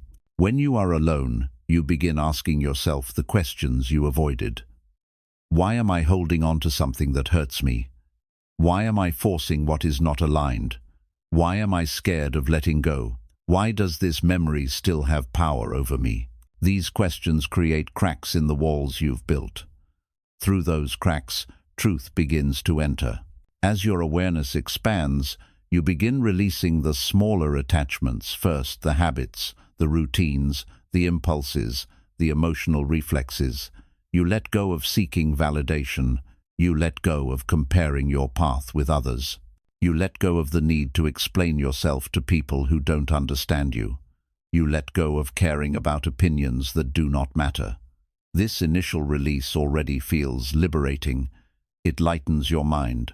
But the deeper transformation happens when you let go of the heavier attachments, the emotional ones.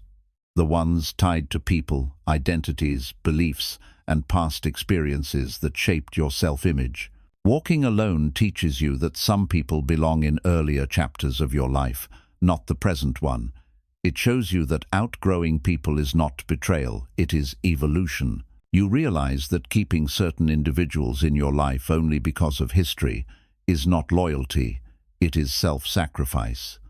You realize that every person who leaves creates space for someone more aligned with your growth. You learn not to chase people.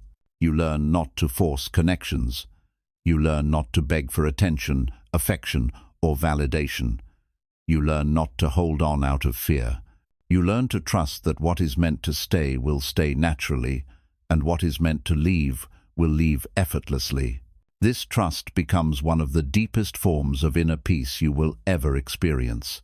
Solitude also teaches you to let go of your past.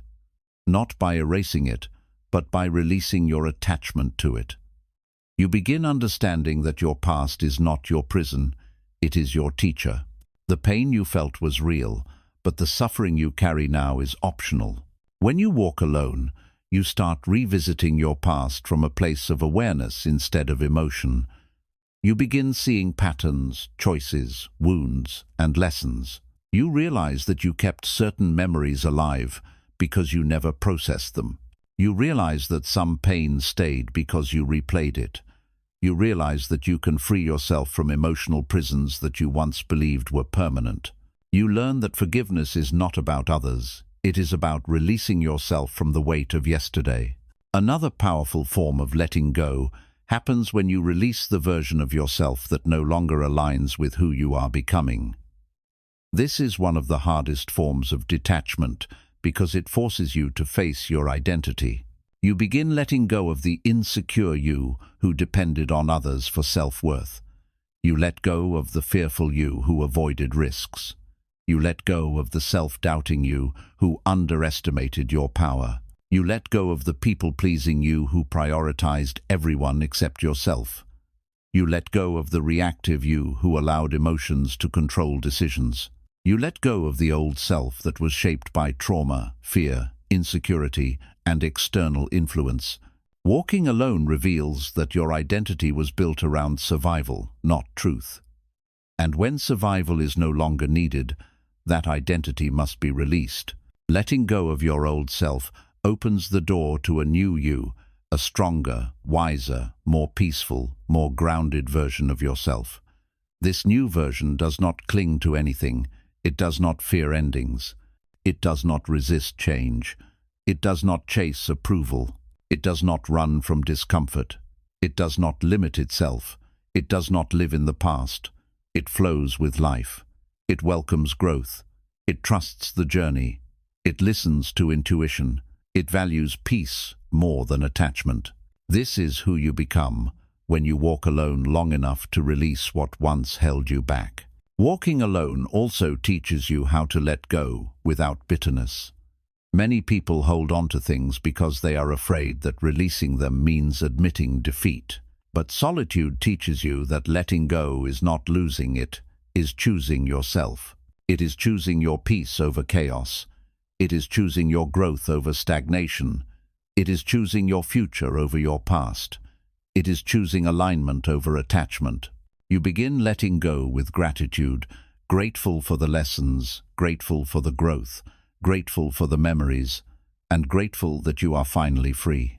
As you release more attachments, you begin feeling a profound lightness inside. Your heart becomes freer. Your mind becomes clearer. Your emotions become calmer. Your intuition becomes sharper. Your life begins to flow again because you are no longer weighed down by unnecessary emotional luggage. You begin attracting experiences that match your higher state. You meet people who are aligned with your new energy. You enter environments that nourish your spirit. You make choices from clarity instead of fear. This is the transformation letting go creates. It opens doors that holding on could never open. Eventually, you learn the deepest truth of all. You never truly lose anything that is meant for your path. What leaves creates space. What ends creates direction. What breaks creates awakening. What hurts creates wisdom. What departs creates freedom. Letting go is not the end.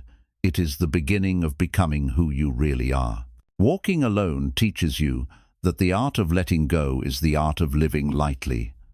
A person who has mastered detachment cannot be controlled, manipulated, or broken. Their peace cannot be stolen. Their worth cannot be defined by others.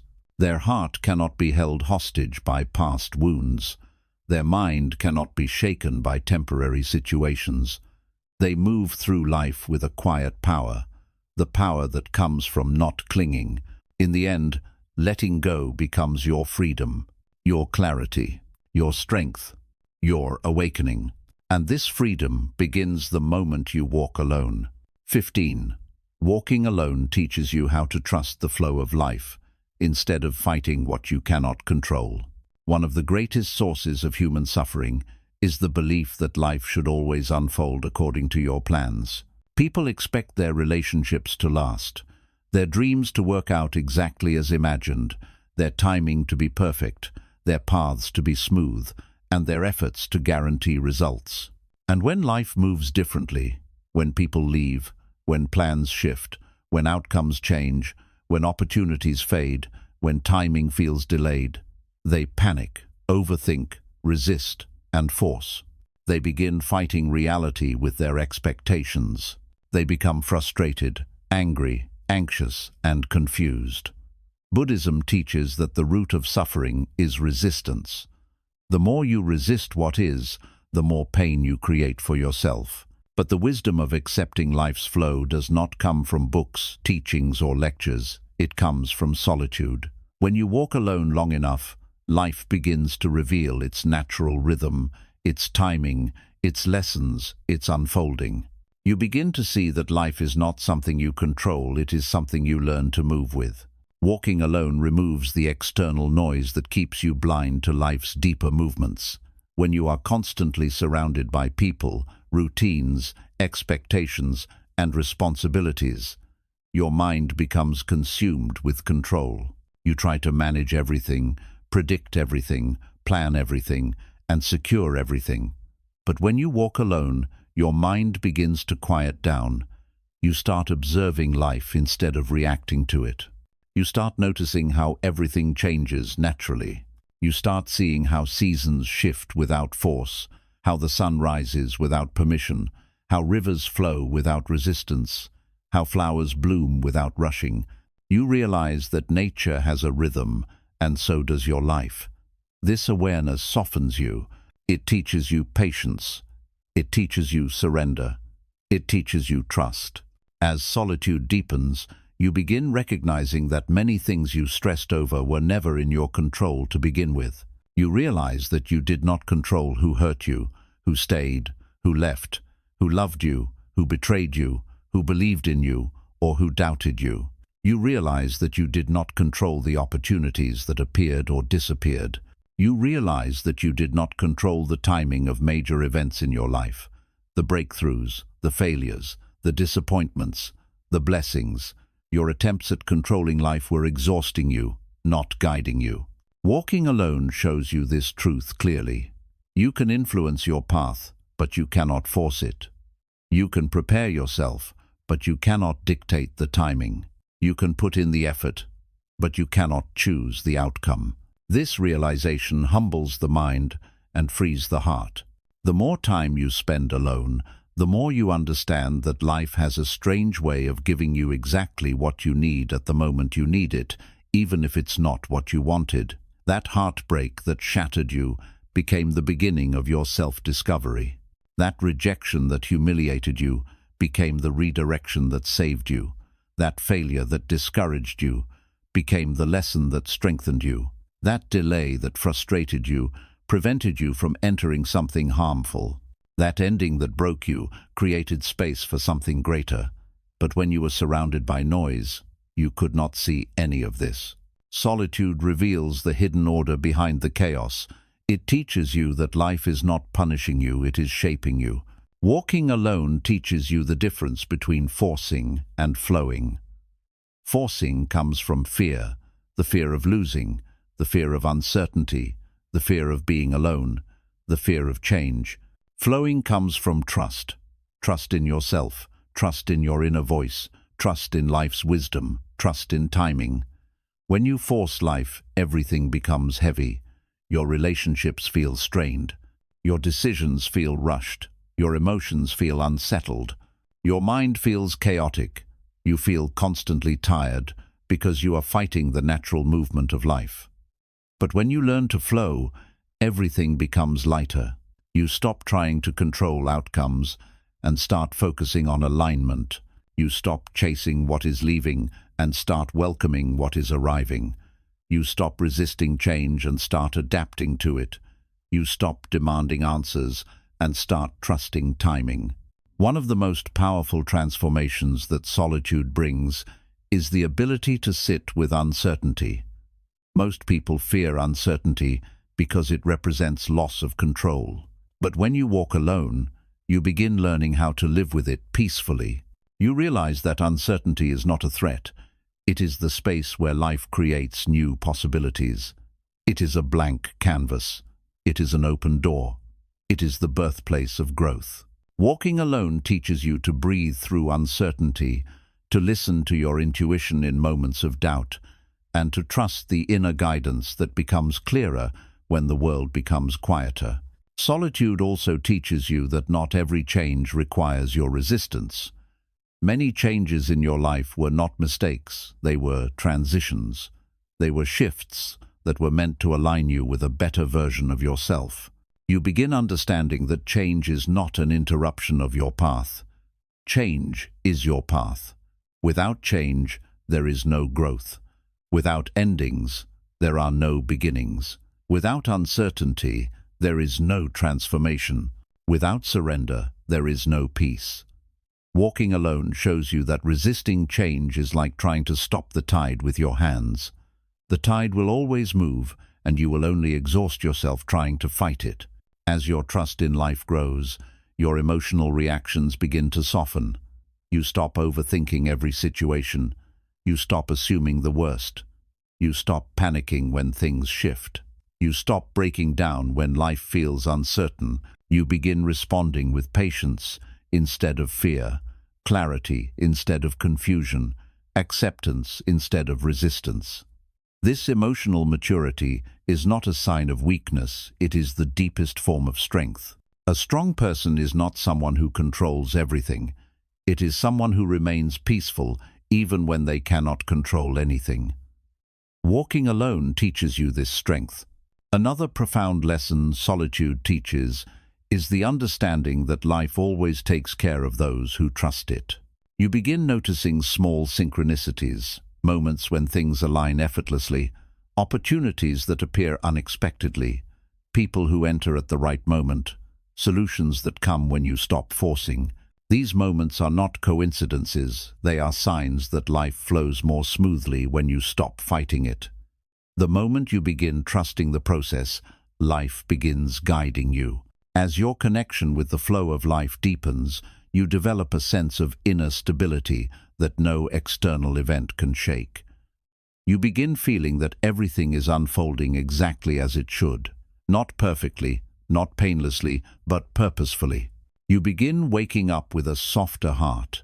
You begin carrying yourself with a calmer presence. You begin seeing challenges not as obstacles but as teachers. You begin understanding that every moment, good or bad, is part of your spiritual evolution. This understanding gives you a peace that people around you do not understand. They will say, you seem different, more mature, more grounded, harder to disturb. What they don't realize is that you have learned to flow with life instead of resisting it.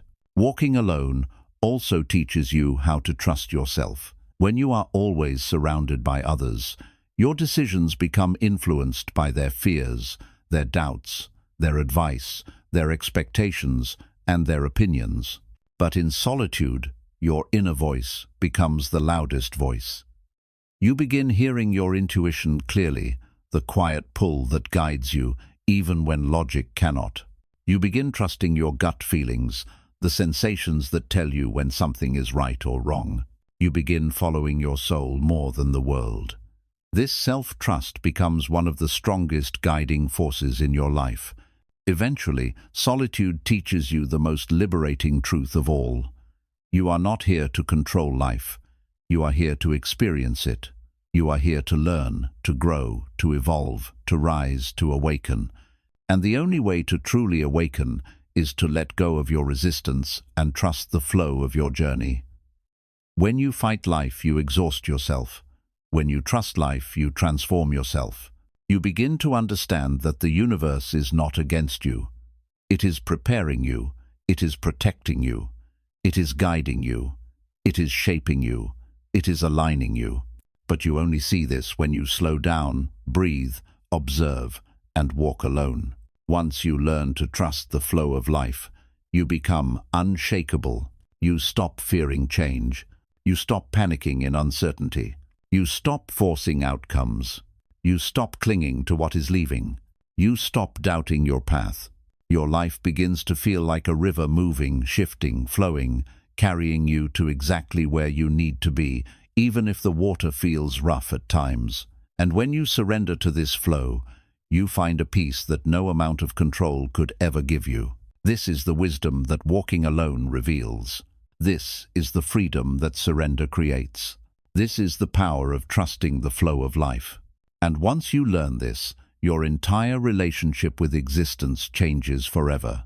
16.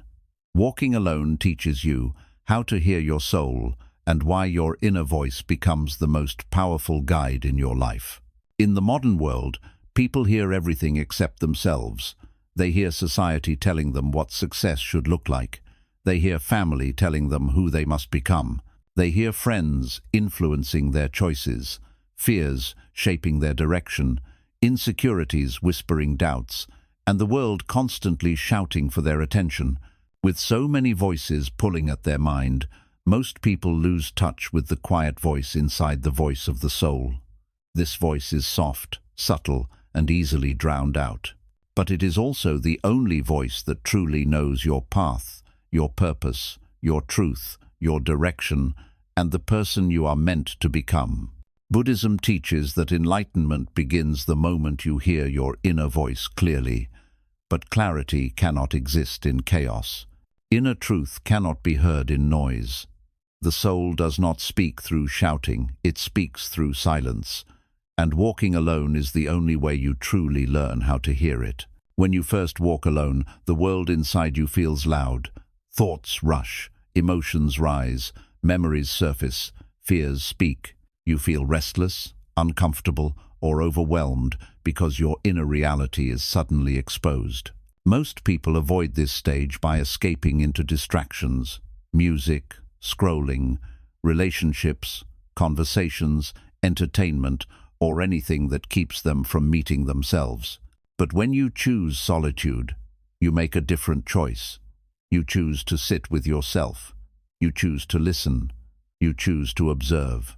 And when you do, something begins happening inside you that you cannot explain logically, but feel unmistakably. The noise of the mind begins to soften, and the voice of the soul begins to rise. As solitude settles into your life, you begin noticing this inner voice in subtle ways. It appears as a feeling, a pull, a whisper, a sense, a knowing. When you think of someone whose presence is wrong for you, your soul contracts. When you consider a path that aligns with you, your soul expands. When you are headed in the wrong direction, you feel uneasy. When something is meant for you, you feel calm, drawn, or quietly excited. This inner voice guides you not by shouting commands, but by shifting your energy. But most people never recognize these signals because they are too busy listening to everything else. Walking alone teaches you to pay attention.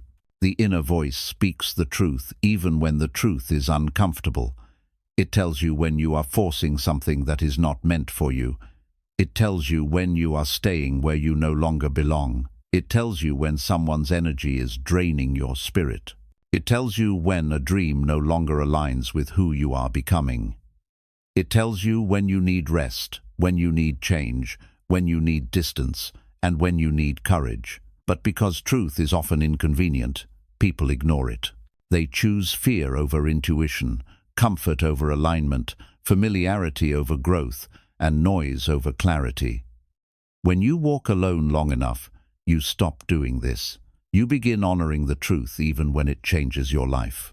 Walking alone sharpens your intuition. With fewer distractions, your inner signals become clearer. You begin sensing people more accurately. You notice energies before words. You see intentions before actions. You feel alignment or misalignment instantly. This sensitivity is not weakness, it is awareness. It protects you from repeating old mistakes, from entering toxic environments, from trusting the wrong people, and from betraying yourself. Most people get hurt repeatedly because they never hear the quiet warning inside them until it becomes loud pain. But solitude trains you to hear whispers long before they become screams. As you continue walking alone, you begin recognizing the difference between the voice of your soul and the voice of your ego. The ego speaks through fear, urgency, pride, insecurity, and desire for validation. It pushes you into rushed decisions. It makes you chase attention. It makes you compete unnecessarily. It makes you doubt yourself. It makes you cling to things that hurt you. It makes you seek approval from those who do not value you. The soul, on the other hand, speaks through peace, clarity, and calm. It does not rush. It does not force. It does not fear. It does not compete. It does not compete. The soul leads you to alignment, not anxiety. And when you walk alone long enough, the difference becomes obvious. Solitude also teaches you how to separate your true desires from desires you inherited from others. You begin realizing that many of your dreams were never yours. They were shaped by family expectations, societal pressure, peer influence, or fear of judgment. You learn to question everything. Do I really want this, or was I taught to want it? Is this path mine, or someone else's? Am I choosing this because it aligns with me, or because it pleases others? These questions break illusion. They reveal the layers of conditioning that shaped your identity. And once these layers fall away, what remains is your true self, the self that was hidden beneath expectations. Walking alone teaches you how to trust this true self. At first, trusting your inner voice feels risky because it goes against the logic of the world. But over time, you begin seeing how often your intuition was right. You remember times when you ignored your inner voice and ended up hurt. You remember decisions you made against your intuition that pulled you into chaos. You remember friendships your soul warned you about. You remember opportunities you forced that led nowhere. With each realization, your trust in your soul grows stronger. Eventually, it becomes the primary guide in your life. This inner guidance becomes especially powerful when you face difficult decisions. Instead of panicking or asking others for advice, you turn inward. You sit in silence. You listen for the subtle shift in your energy. You wait for clarity instead of rushing decisions. You let your soul speak. And when it does, the answer feels unmistakably right. Not comfortable, not easy, not convenient, but deeply right. This inner certainty becomes one of the greatest gifts solitude brings. As your ability to hear your inner voice deepens, your life begins transforming in ways you never expected. You begin choosing differently. You choose people who feel peaceful. You choose environments that nourish your spirit. You choose paths that align with your purpose. You choose experiences that match your higher self. You choose actions that lead to growth instead of approval. You choose silence over unnecessary noise. You choose authenticity over conformity. These choices reshape your life from the inside out. Walking alone also reveals when something is no longer aligned with your path. You begin feeling when a chapter is closing.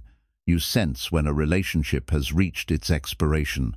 You notice when a job is draining your soul. You recognize when a habit is dimming your energy. You understand when it's time to move on, not because of dramatic events, but because your inner voice gently tells you, this is not where you belong anymore.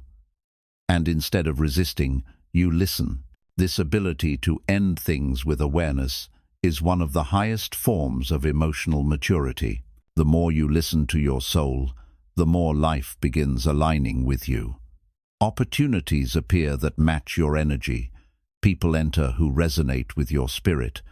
Doors open that once remained closed. Synchronicities become common. You begin experiencing flow more often than struggle. This is not magic, it is alignment. When you follow your inner voice, you align yourself with the direction life has been trying to guide you toward all along. Walking alone ultimately teaches you the greatest spiritual truth. Everything you seek, outside clarity, direction, wisdom, peace, truth, has always been inside you. The soul is not silent. It has been speaking to you your entire life. but you could not hear it through the noise. Solitude clears the noise. It creates space for your inner voice to rise again. It reconnects you to your intuition, your purpose, your self-awareness, your inner wisdom. Once you learn how to hear your soul, you will never again need to beg others for answers. You will never again chase external validation. You will never again rely on others to guide your life. You will never again fear uncertainty because your intuition becomes your compass. You will never again lose yourself in the world because you have found yourself within. A person who has learned to hear their soul becomes unshakable, unstoppable, and deeply grounded. Their life begins aligning effortlessly. Their path becomes clearer. Their heart becomes lighter. Their presence becomes calmer. Their decisions become wiser, because they are no longer guided by fear, ego, insecurity, or noise. They are guided by truth. And that truth was waiting for you in the silence of walking alone. 17. Walking alone teaches you how to build a life that belongs to you, not the world. Almost everyone starts life the same way, shaped by the expectations of others. You grow up absorbing the opinions of family, the beliefs of society, the fears of people around you, the lessons of your environment, and the emotional patterns of those who raised you. Without realizing it, you inherit a life script, a set of instructions about who you should be, what you should want, how you should act, and which path you should follow. You are told what success means, what failure means, what love should look like, what happiness should look like, and what your future should be. And because you are young and impressionable, you accept these beliefs as your own. But as you grow older, something inside you begins to feel unsettled. You feel an inner conflict between the life you were taught to want and the life your soul quietly desires. Most people ignore this conflict. They silence their inner voice. They follow the world's script. And they end up living a life that looks right on the outside but feels wrong on the inside. Buddhism teaches that suffering arises when you are disconnected from your true nature, and nothing disconnects you more than living a life that is not yours.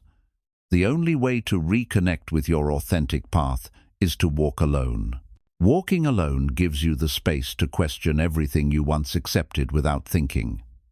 In solitude, you begin seeing yourself clearly, not as others see you, not as society defines you, but as you truly are. You begin understanding which dreams were genuinely yours and which were imposed on you. You begin recognizing which beliefs empower you and which limit you. You begin uncovering which choices you made out of fear instead of truth. You begin noticing how much of your identity was borrowed instead of discovered. This realization is both painful and liberating. Painful because you see how much of your life was shaped by external influence. Liberating because you finally understand that you have the power to rewrite your script. As you spend more time in solitude, you begin shedding layers of false identity. You let go of roles that no longer fit you. You release labels that reduce you. You detach from expectations that suffocate you. You stop forcing yourself to meet standards that drain you.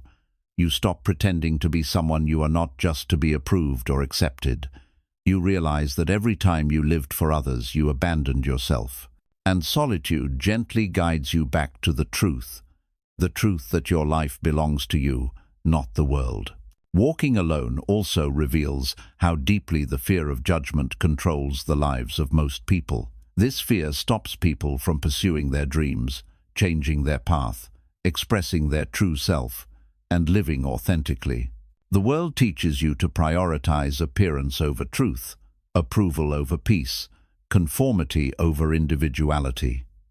But solitude breaks this illusion. When you walk alone long enough, you stop caring about how others perceive you, not out of arrogance, but out of clarity.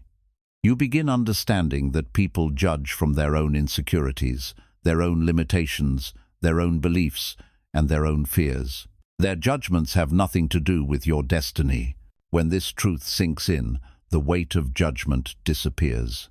You finally feel free to live in alignment with your soul. As the noise of the world fades, your inner desires grow louder. You start remembering what you truly wanted before society told you what was realistic. You remember the dreams you buried because others disapproved. You remember the passions you abandoned because life became too busy. You remember the goals that once excited you before you convinced yourself they were impossible. Walking alone reconnects you to these forgotten parts of yourself. It brings them to the surface. It lights a fire inside you, not a fire of ambition influenced by ego, but a fire of purpose ignited by authenticity. This is when you begin building a life that belongs to you, not a life shaped by fear or pressure, but a life shaped by truth. You start making choices that feel aligned instead of choices that look impressive. You start valuing peace over validation. You start choosing purpose over popularity. You start following your intuition instead of following trends.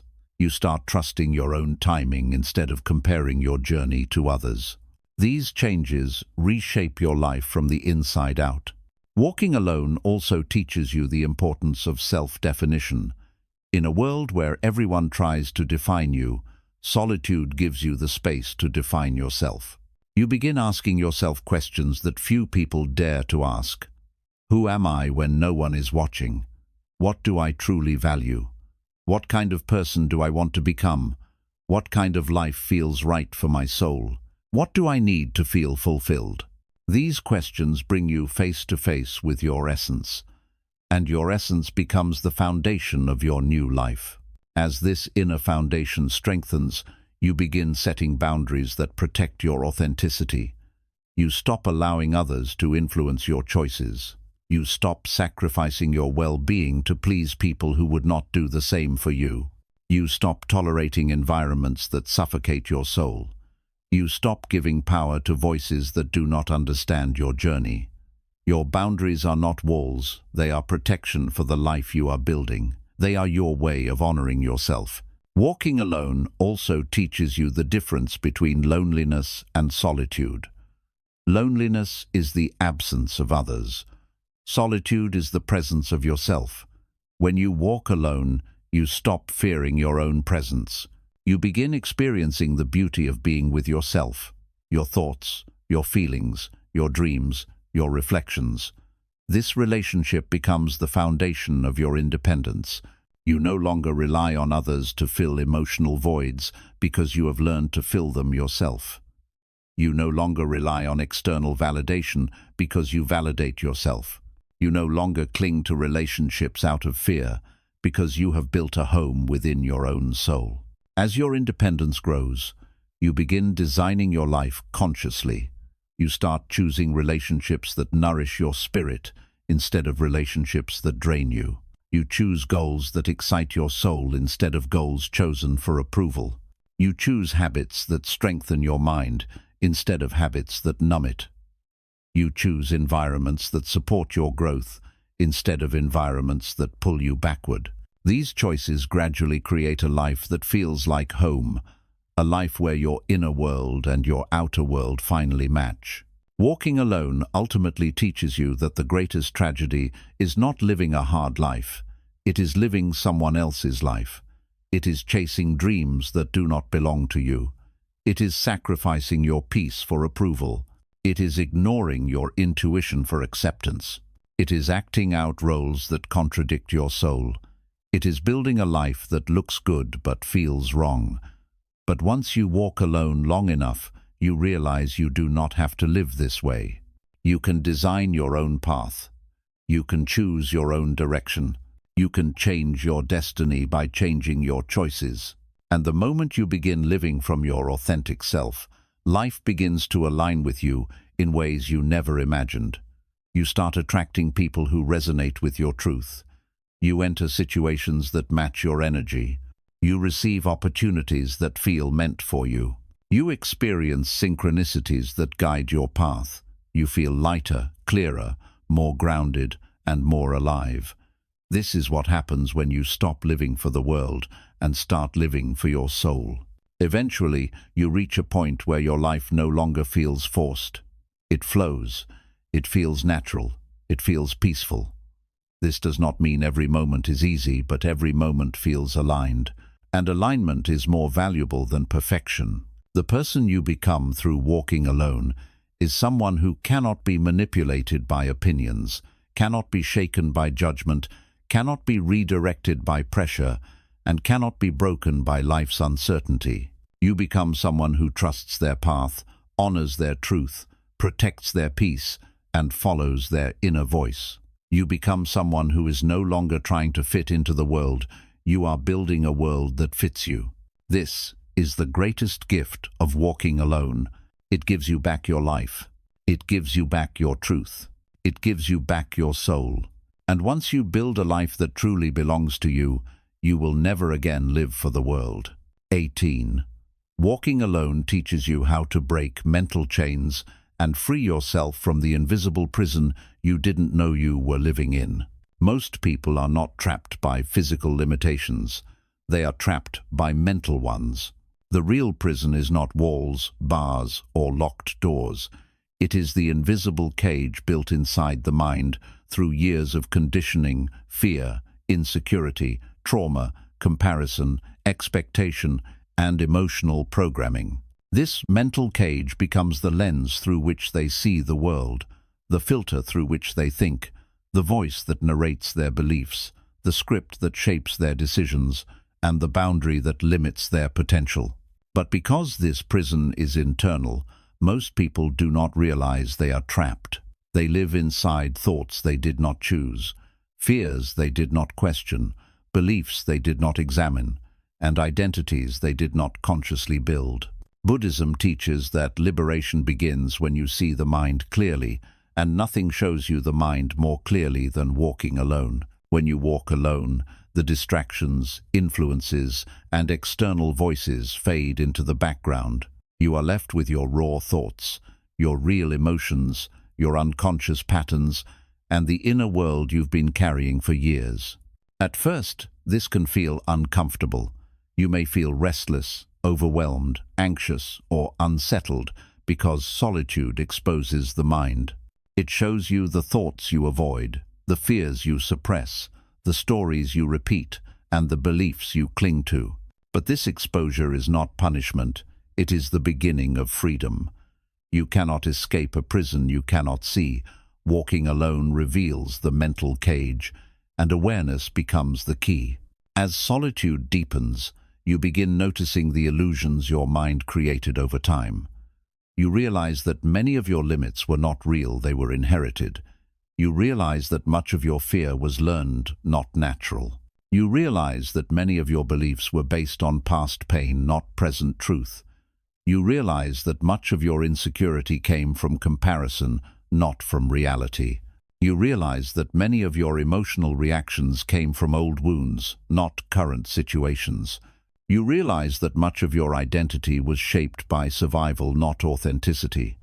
This clarity does not come when you are surrounded by noise. It comes when silence becomes your teacher.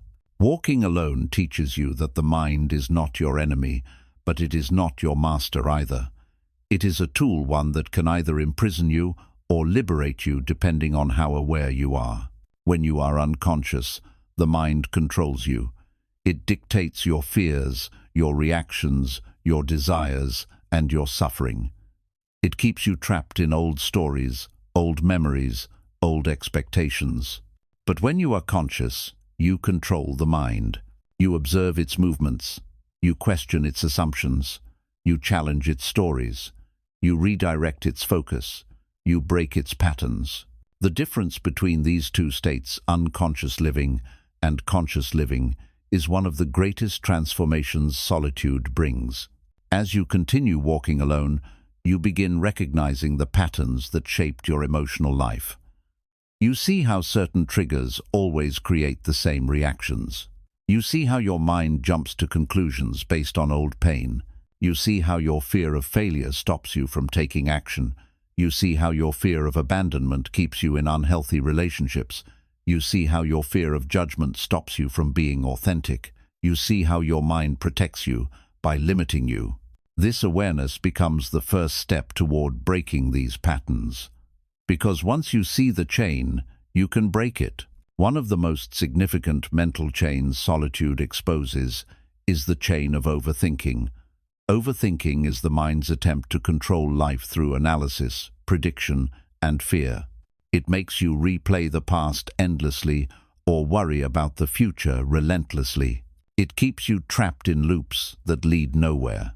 But when you walk alone, you begin seeing how destructive overthinking truly is.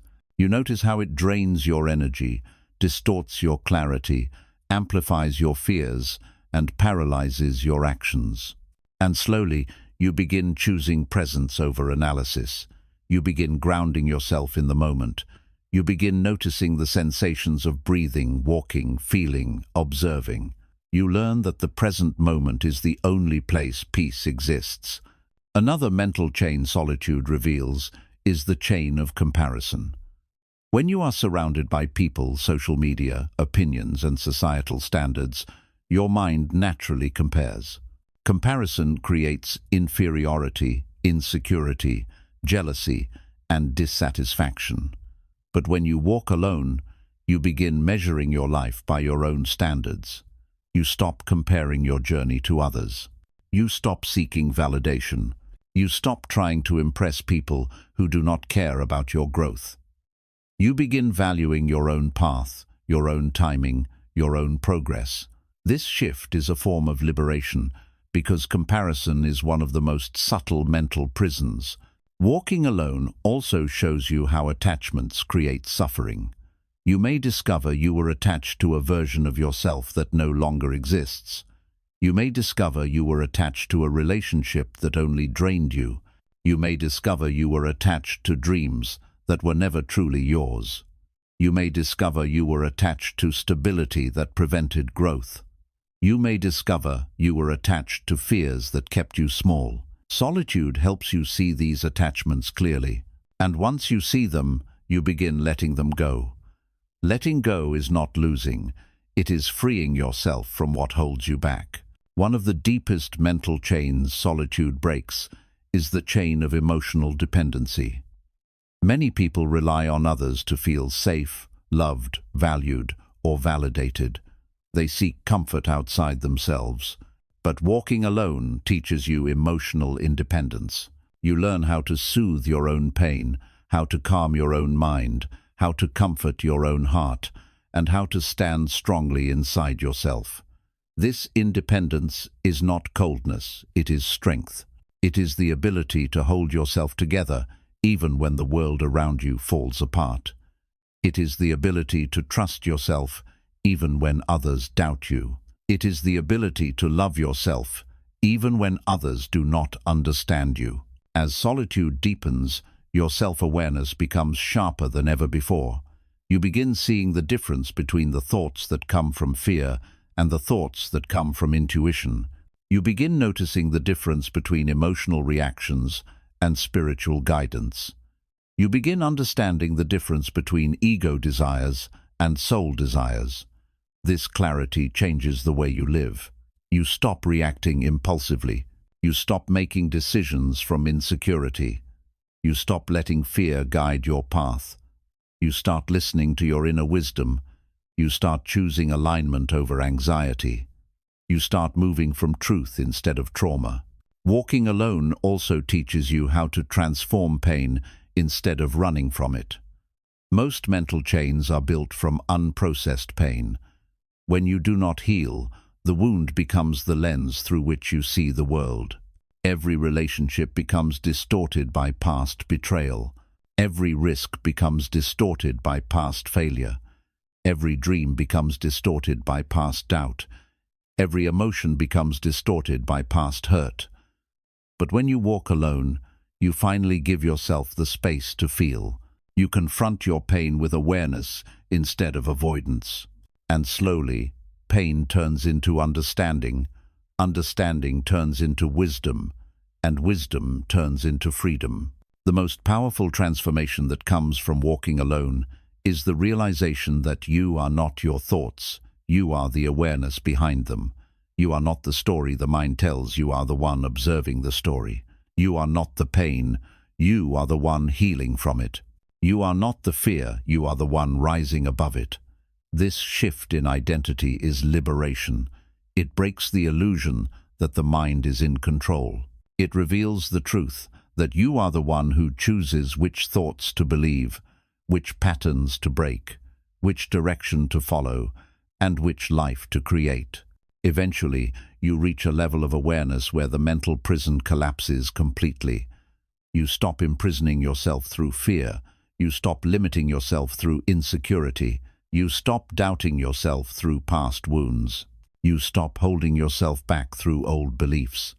You stop living inside cages others built for you. You become mentally free, not because your life is perfect, but because your mind is no longer your enemy. Walking alone teaches you that the mind becomes peaceful when the soul becomes awake. And when the soul awakens, mental chains dissolve. You begin living from clarity, strength, confidence, and presence. Your decisions become guided by intuition instead of fear. Your emotions become guided by wisdom instead of wounds. Your actions become guided by purpose instead of pressure. Your identity becomes guided by truth instead of conditioning. A person who breaks their mental chains becomes someone the world cannot control, manipulate, or discourage. Their freedom comes from within. Their strength comes from awareness. Their clarity comes from solitude. Their direction comes from their soul. And once you experience this level of inner freedom, you will never again accept the prison you once lived in. 19. Walking alone teaches you how to heal the wounds you never had time to face, and why true healing only happens when you stop running from yourself. Healing is a word people use casually, but few truly understand what it requires. Most believe healing means forgetting, moving on, distracting yourself, pretending to be strong, keeping yourself busy, or forcing positivity. But real healing is none of those things. Real healing is the courage to face the pain you buried, the emotions you suppressed, the wounds you avoided, the habits you created to survive, and the memories that shaped your inner world without your permission. Real healing is slow, uncomfortable, deep, and transformative, and it cannot begin until you stop running from yourself. This is why walking alone is one of the most powerful healing journeys a human being can take. It gives you the space, the silence, the honesty, and the presence needed to meet your pain with awareness instead of fear. Buddhism teaches that suffering continues as long as we resist the truth hidden inside our pain. The moment we look directly at our wounds without judgment is the moment healing begins. When you first start walking alone, you begin noticing that there are emotions inside you that you never processed, emotions you carried for years, emotions that became part of your identity, emotions you never acknowledged because you were too busy surviving. The mind hides pain as a form of protection. It tucks heartbreak behind productivity. It buries trauma under routines. It masks loneliness behind social interactions. It covers insecurity with confidence. It hides fear behind anger. It avoids vulnerability by creating distractions. But when the distractions disappear, when the noise fades and solitude surrounds you, the truth rises. The wounds you suppressed begin resurfacing, not to hurt you, but to be healed. Walking alone forces you to sit with these wounds. It exposes the emotional injuries you never had time to tend. Maybe you see the abandonment you never acknowledged. Maybe you feel the rejection that shaped your self-worth. Maybe you uncover the betrayal that changed how you trust. Maybe you recognize the childhood patterns that built your insecurities. Maybe you realize the heartbreak that still lingers beneath your strength. Maybe you see the emotional armor you built to protect yourself from being hurt again. Solitude reveals what you carry. And though this stage feels heavy, it is also the doorway to liberation, because you cannot heal what you refuse to see. As solitude deepens, you begin understanding the origins of your pain. You see that your wounds were not created randomly. They were shaped by specific moments, specific people, and specific experiences that left imprints on your mind and heart. You realize that your fear of being unloved comes from a time you felt abandoned. Your fear of failure comes from a moment you were judged harshly. Your fear of emotional intimacy comes from a relationship where vulnerability was punished. Your constant self-doubt comes from voices that made you feel inadequate. Your people-pleasing habits come from childhood environments where your needs were ignored. These patterns did not appear out of nowhere. They were built slowly, quietly, and unconsciously. Solitude helps you trace the threads back to their origins. And once you understand the origin, the healing becomes possible. Walking alone also teaches you the difference between pain and suffering. Pain is the initial wound, the betrayal, the loss, the disappointment, the rejection. Suffering is the repeated memory, the emotional replay, the attachment to the story, the interpretation your mind created, and the meaning you assigned to it. Pain happens once. Suffering continues because the mind holds on to the pain and keeps reliving it. When you walk alone, you begin noticing how much of your suffering was created by your mind, not by the actual event. You realize the wound hurt you once, but your attachment to the wound hurt you 1,000 times. This realization becomes one of the most liberating truths in your healing journey. As you sit with your pain instead of escaping it, something unexpected happens. The pain softens. What once felt sharp becomes warm. What once felt heavy becomes lighter. What once felt overwhelming becomes manageable. What once consumed you becomes something you can observe without drowning in it. This is because awareness transforms pain. When you look at pain directly, without resistance, without judgment, without fear, the emotional charge begins dissolving. You see the wound clearly. You understand its message. You recognize its lesson. And slowly, the pain stops controlling you. Healing also requires forgiveness. Not forgiveness for others first, but forgiveness for yourself. Walking alone teaches you how to forgive the version of you who did not know better. You forgive yourself for staying where you were hurting. You forgive yourself for trusting people who were not worthy. You forgive yourself for ignoring red flags because you hoped they would change. You forgive yourself for losing your identity in relationships. You forgive yourself for abandoning your own needs. You forgive yourself for tolerating disrespect. You forgive yourself for breaking your own heart in the process of trying to keep others. Self-forgiveness is one of the deepest layers of healing because it dissolves shame, guilt, and resentment emotions that keep you stuck. Another powerful truth solitude reveals is that some wounds healed incorrectly the first time. You patched them with busyness. You covered them with work. You drowned them with distractions. You numbed them with emotional detachment. You hid them with strength.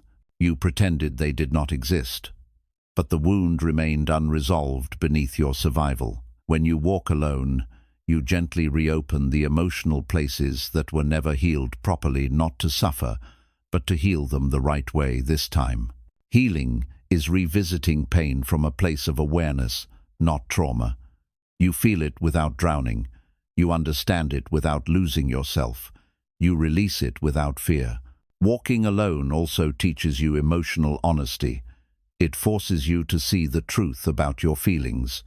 You stop saying, "I'm fine," when you are hurting. You stop pretending to be strong when you feel fragile. You stop acting indifferent when you are deeply affected. You stop denying sadness because you fear vulnerability. You stop running from grief because you fear breaking. Solitude teaches you that emotional honesty is not weakness, it is the path to freedom. Every emotion you allow yourself to feel becomes an emotion you free yourself from. As you continue in solitude, your emotional intelligence grows. You begin recognizing emotional triggers before they take control. You begin understanding why certain situations affect you so deeply. You begin observing your reactions with curiosity instead of shame. You begin separating your emotions from your identity. This self-awareness becomes one of the most powerful tools in your healing journey. It allows you to respond consciously instead of reacting automatically. Walking alone also heals your relationship with love.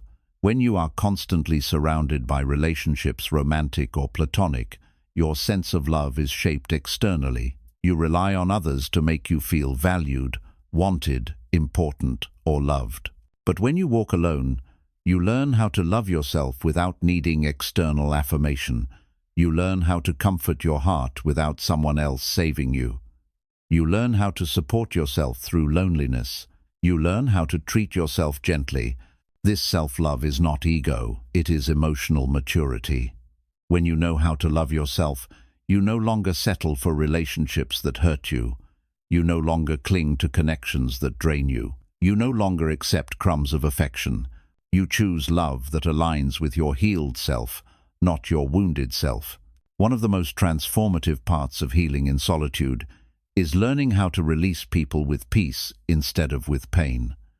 You begin realizing that some people hurt you because they were hurt themselves. Some betrayed you because they lacked emotional maturity. Some abandoned you because they did not know how to stay. Some disappointed you because they could not give what you expected. These realizations soften your heart. They do not justify the pain, but they bring understanding. And understanding brings release. You stop holding on to resentment because resentment ties you to your wound. You start letting go with grace because letting go ties you to your healing. As your emotional wounds slowly dissolve, your inner world becomes lighter than ever before. You begin feeling a freedom you have not felt in years. You breathe differently. You think differently. You speak differently. You trust differently. You choose differently. And life begins opening again, not because your circumstances changed, but because you changed. Healing changes the way you move through the world. Eventually, walking alone teaches you the most powerful truth of all. Healing is not becoming someone new. Healing is returning to the person you were before the world wounded you. Healing is meeting the parts of yourself you abandoned. Healing is reclaiming your softness, your intuition, your courage, your clarity, your self-worth, your peace. Healing is reconnecting to your soul. And once your soul heals, your entire life transforms. A healed person walks differently. A healed person loves differently. A healed person thinks differently. A healed person chooses differently. A healed person attracts differently. A healed person lives differently. Walking alone does not just heal you, it rebirths you. And once you experience this rebirth, you will never again fear being alone, because you will realize that solitude is not emptiness. It is the sacred space where your soul returns home. 20. Walking alone shows you how strong you really are, and why inner strength can only be built in silence, not in crowds. Strength is one of the most misunderstood qualities in life. People think strength is loud, visible, and dramatic. They think strength is about showing confidence, winning arguments, dominating conversations, or appearing fearless on the outside. But true strength is none of these. True strength is silent. True strength is calm. True strength is invisible to the world but undeniable within yourself. True strength is the ability to carry your soul through storms without collapsing. True strength is the capacity to stand alone without breaking. True strength is the power to face your fears without running. True strength is the quiet resilience that keeps you moving even when your heart is heavy. And this kind of strength cannot be built when you are constantly surrounded by people, noise, validation, or emotional support. It is built in solitude. It is built in the hours when no one sees you. It is built in the moments when there is no applause, no encouragement, no comfort, and no one holding your hand. Walking alone is the training ground for real inner strength, the kind that changes your life forever. When you walk alone, you realize that you cannot hide behind anyone. You cannot borrow someone's courage, someone's direction, someone's motivation, or someone's stability. You are forced to rely on your own inner resources, your own clarity, your own discipline, and your own emotional endurance. At first, this feels uncomfortable because you become aware of how much of your strength was dependent on external support. You begin noticing how much you used to lean on people without realizing it: friends to distract you, conversations to fill your time, relationships to give you identity, routines shaped around others, and emotions influenced by the people around you. When all of that is removed, you stand face to face with your true level of strength. The version of you without support, the version of you without noise, the version of you without backup. That is the moment you begin building real strength, because now the responsibility for your life falls entirely on your shoulders. As solitude deepens, you discover something important. Strength is not the absence of fear, it is the ability to move despite fear. Strength is not the absence of doubt, it is the decision to keep going even when doubt whispers. Strength is not the absence of pain, it is the capacity to carry pain without losing hope. Strength is not the absence of loneliness, it is the courage to sit with loneliness without running back to unhealthy comfort. Walking alone becomes a mirror that shows you your real emotional muscles. You begin seeing how deeply you can endure discomfort. You begin seeing how long you can stay committed without external reminders. You begin seeing how much discipline you can maintain without someone checking on you. You begin seeing how much clarity you build when you are not influenced by other people's opinions. And you begin seeing how focused your mind becomes when no one is pulling your energy in different directions. In solitude, you are forced to confront challenges on your own. When problems arise, you learn to solve them independently instead of outsourcing solutions to others. When emotions overwhelm you, you learn to regulate them instead of depending on someone to rescue you. When fear arises, you learn to face it instead of hiding behind crowds. When overthinking takes over, you learn to calm your mind instead of distracting yourself with social noise. These moments shape you in ways nothing else can.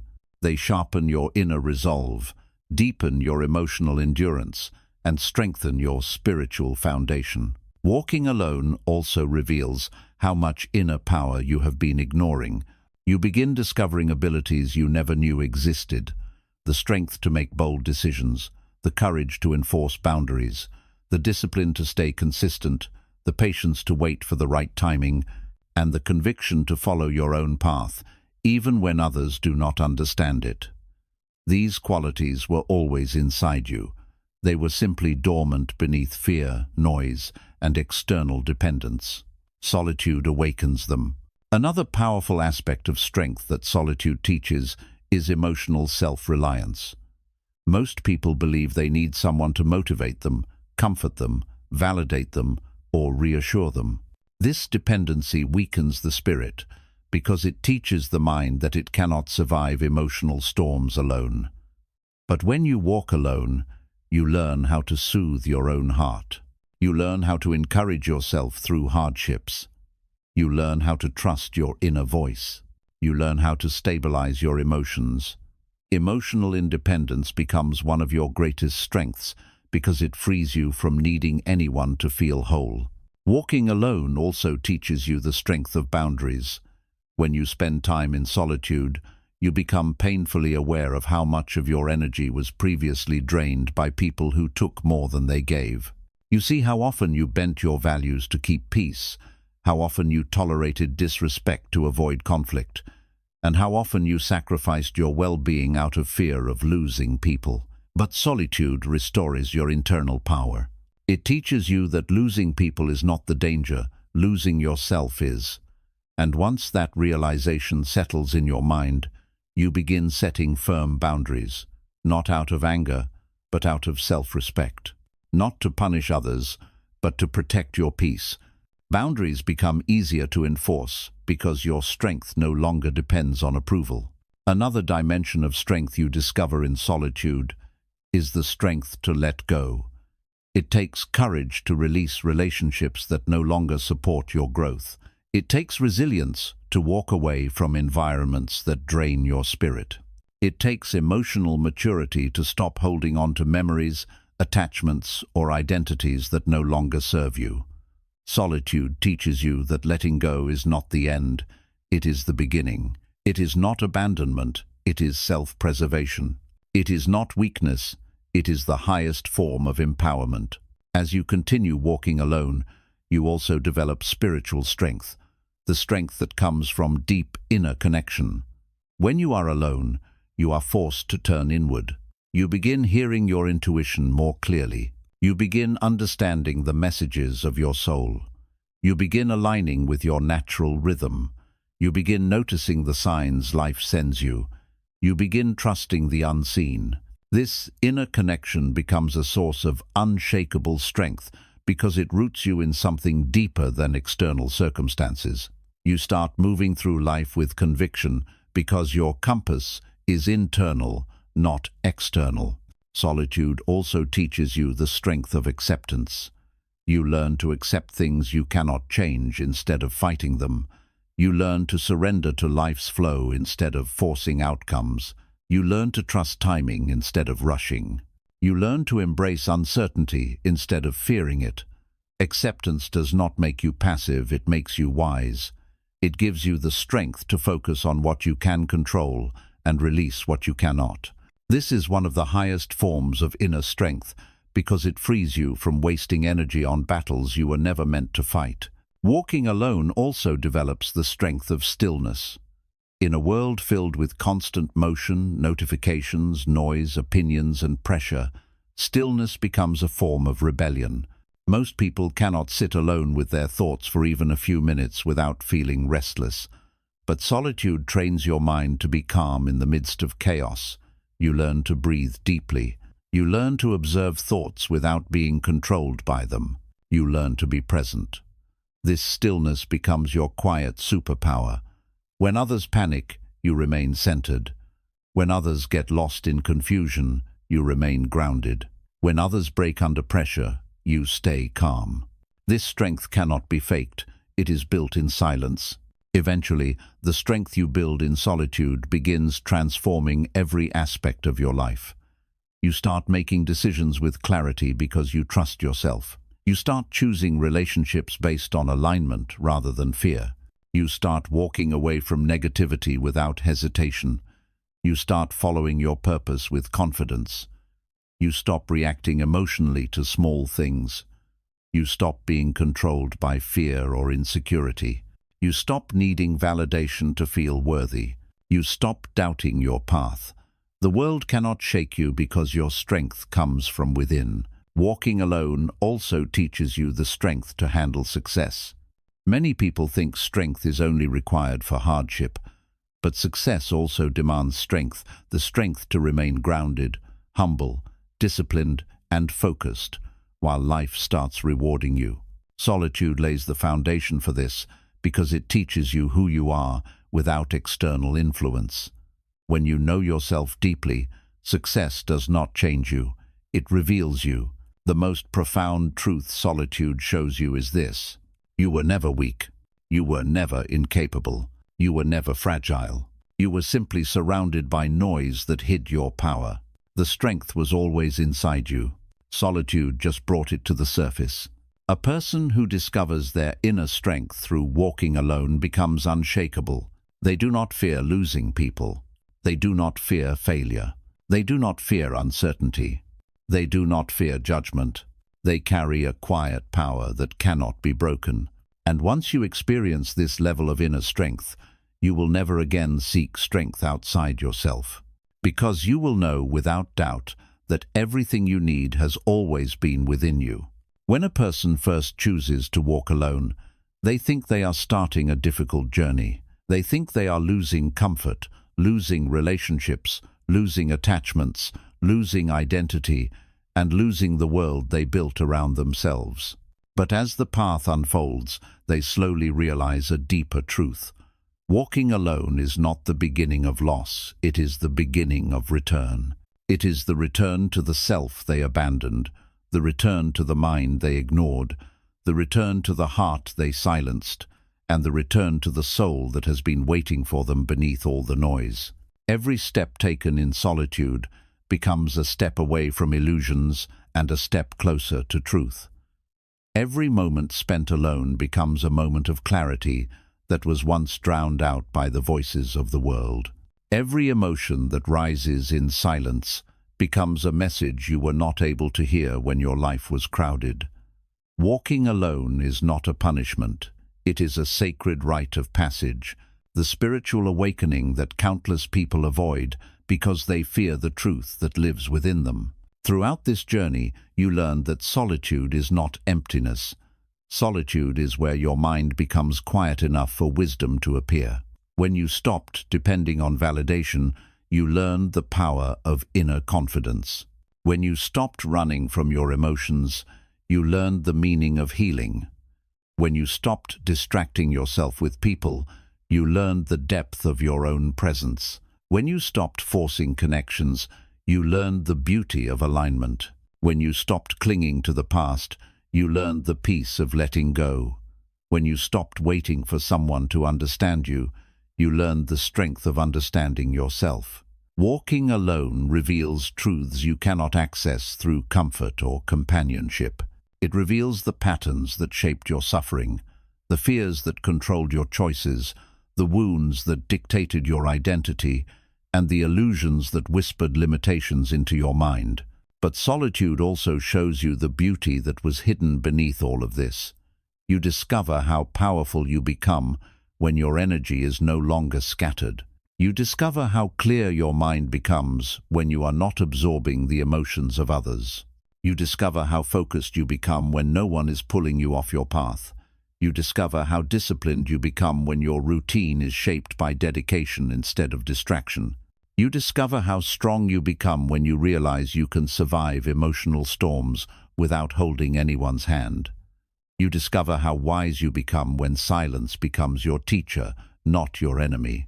Walking alone also gives you something society rarely teaches: the courage to choose yourself, even when the world expects you to choose others. You learn that your value does not decrease when people walk away.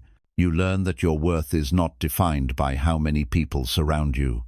You learn that peace is not found in crowds. It is found in a mind that no longer seeks approval. You learn that your path becomes clearer when you stop forcing yourself to fit into places you have outgrown. You learn that true companionship is not about numbers, it is about alignment. And you realize that you were never meant to walk with everyone. Some people were only meant to walk with you until you found the strength to walk alone. As your journey deepens, you begin seeing solitude not as isolation, but as elevation. You transform through layers of awareness. You shed old identity after old identity until only your authentic self remains. The self that is not shaped by fear, the self that is not shaped by insecurity, the self that is not shaped by pressure, the self that is not shaped by attachment, the self that is not shaped by wounds. You meet the version of you that is free, free from mental chains, emotional dependency, societal illusion, and the weight of expectations that never belong to you. This version of you emerges slowly, silently, and gracefully, not through effort, but through clarity, not through force, but through surrender, not through noise, but through awareness. The truth is, solitude does not change you, it reveals you. It removes what is false so your true self can rise. And once this self rises, you begin walking differently. Your steps become grounded. Your choices become intentional. Your boundaries become stronger. Your awareness becomes sharper. Your emotions become balanced. Your vision becomes clearer. Your soul becomes lighter. You stop tolerating what drains you. You stop chasing what avoids you. You stop explaining yourself to those committed to misunderstanding you. You stop clinging to relationships that suffocate your growth. You stop letting fear dictate your life. You stop shrinking yourself to make others comfortable. Walking alone teaches you the most important spiritual truth. You were never truly alone. You were always accompanied by your own soul, a presence you simply could not hear until the world became quiet. In silence, you meet your intuition, the voice that has always been guiding you. In stillness, you meet your inner strength, the force that has always protected you. In reflection, you meet your wisdom, the compass that has always directed you. In awareness, you meet your higher self, the version of you that already knows the way. This sacred meeting changes everything, because once you feel the depth of your inner world, the outer world loses its power over you. And then, something profound happens. You stop fearing solitude. You stop dreading silence. You stop craving validation. You stop chasing love. You stop depending on people. You stop holding on to what hurts. You stop running from your past. You stop fearing your emotions. You stop fighting life's timing. You become someone who is at peace within themselves. You become someone who is guided from within.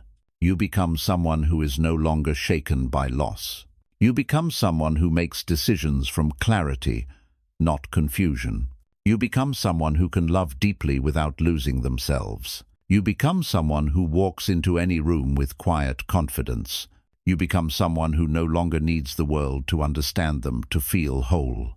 By the time you complete the journey of walking alone, you realize that solitude did not break you, it rebuilt you. It stripped away your illusions. It refined your character.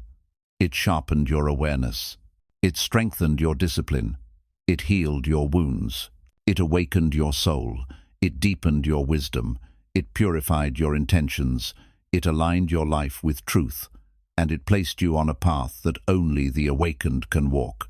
You emerge from solitude not as the same person who entered it, but as someone far more grounded, far more conscious, far more disciplined, far more healed, and far more powerful. You walk differently because you see differently. You speak differently because you feel differently. You choose differently because you know your worth. You live differently because you finally understand life's most sacred teaching. Everything you were seeking outside was always within you. This entire journey can be summarized in one timeless truth. Once you learn how to walk alone, you will never walk the same again. Not because the world has changed, but because you have. Your mind is clearer. Your heart is lighter. Your soul is awake. Your path is aligned. Your spirit is rooted. Your strength is real. Your peace is internal. And the person who walks with this level of inner mastery becomes someone the world cannot break, manipulate, derail, or control. Because once you return to yourself truly, deeply, completely, you finally understand that solitude was never your enemy. It was your teacher, your purifier, your mirror, your guide, your awakening. And now, as you step forward into the rest of your life, you walk not with fear, not with confusion, not with dependency, but with a quiet, unshakable knowing. You found yourself in the one place you never thought to look within.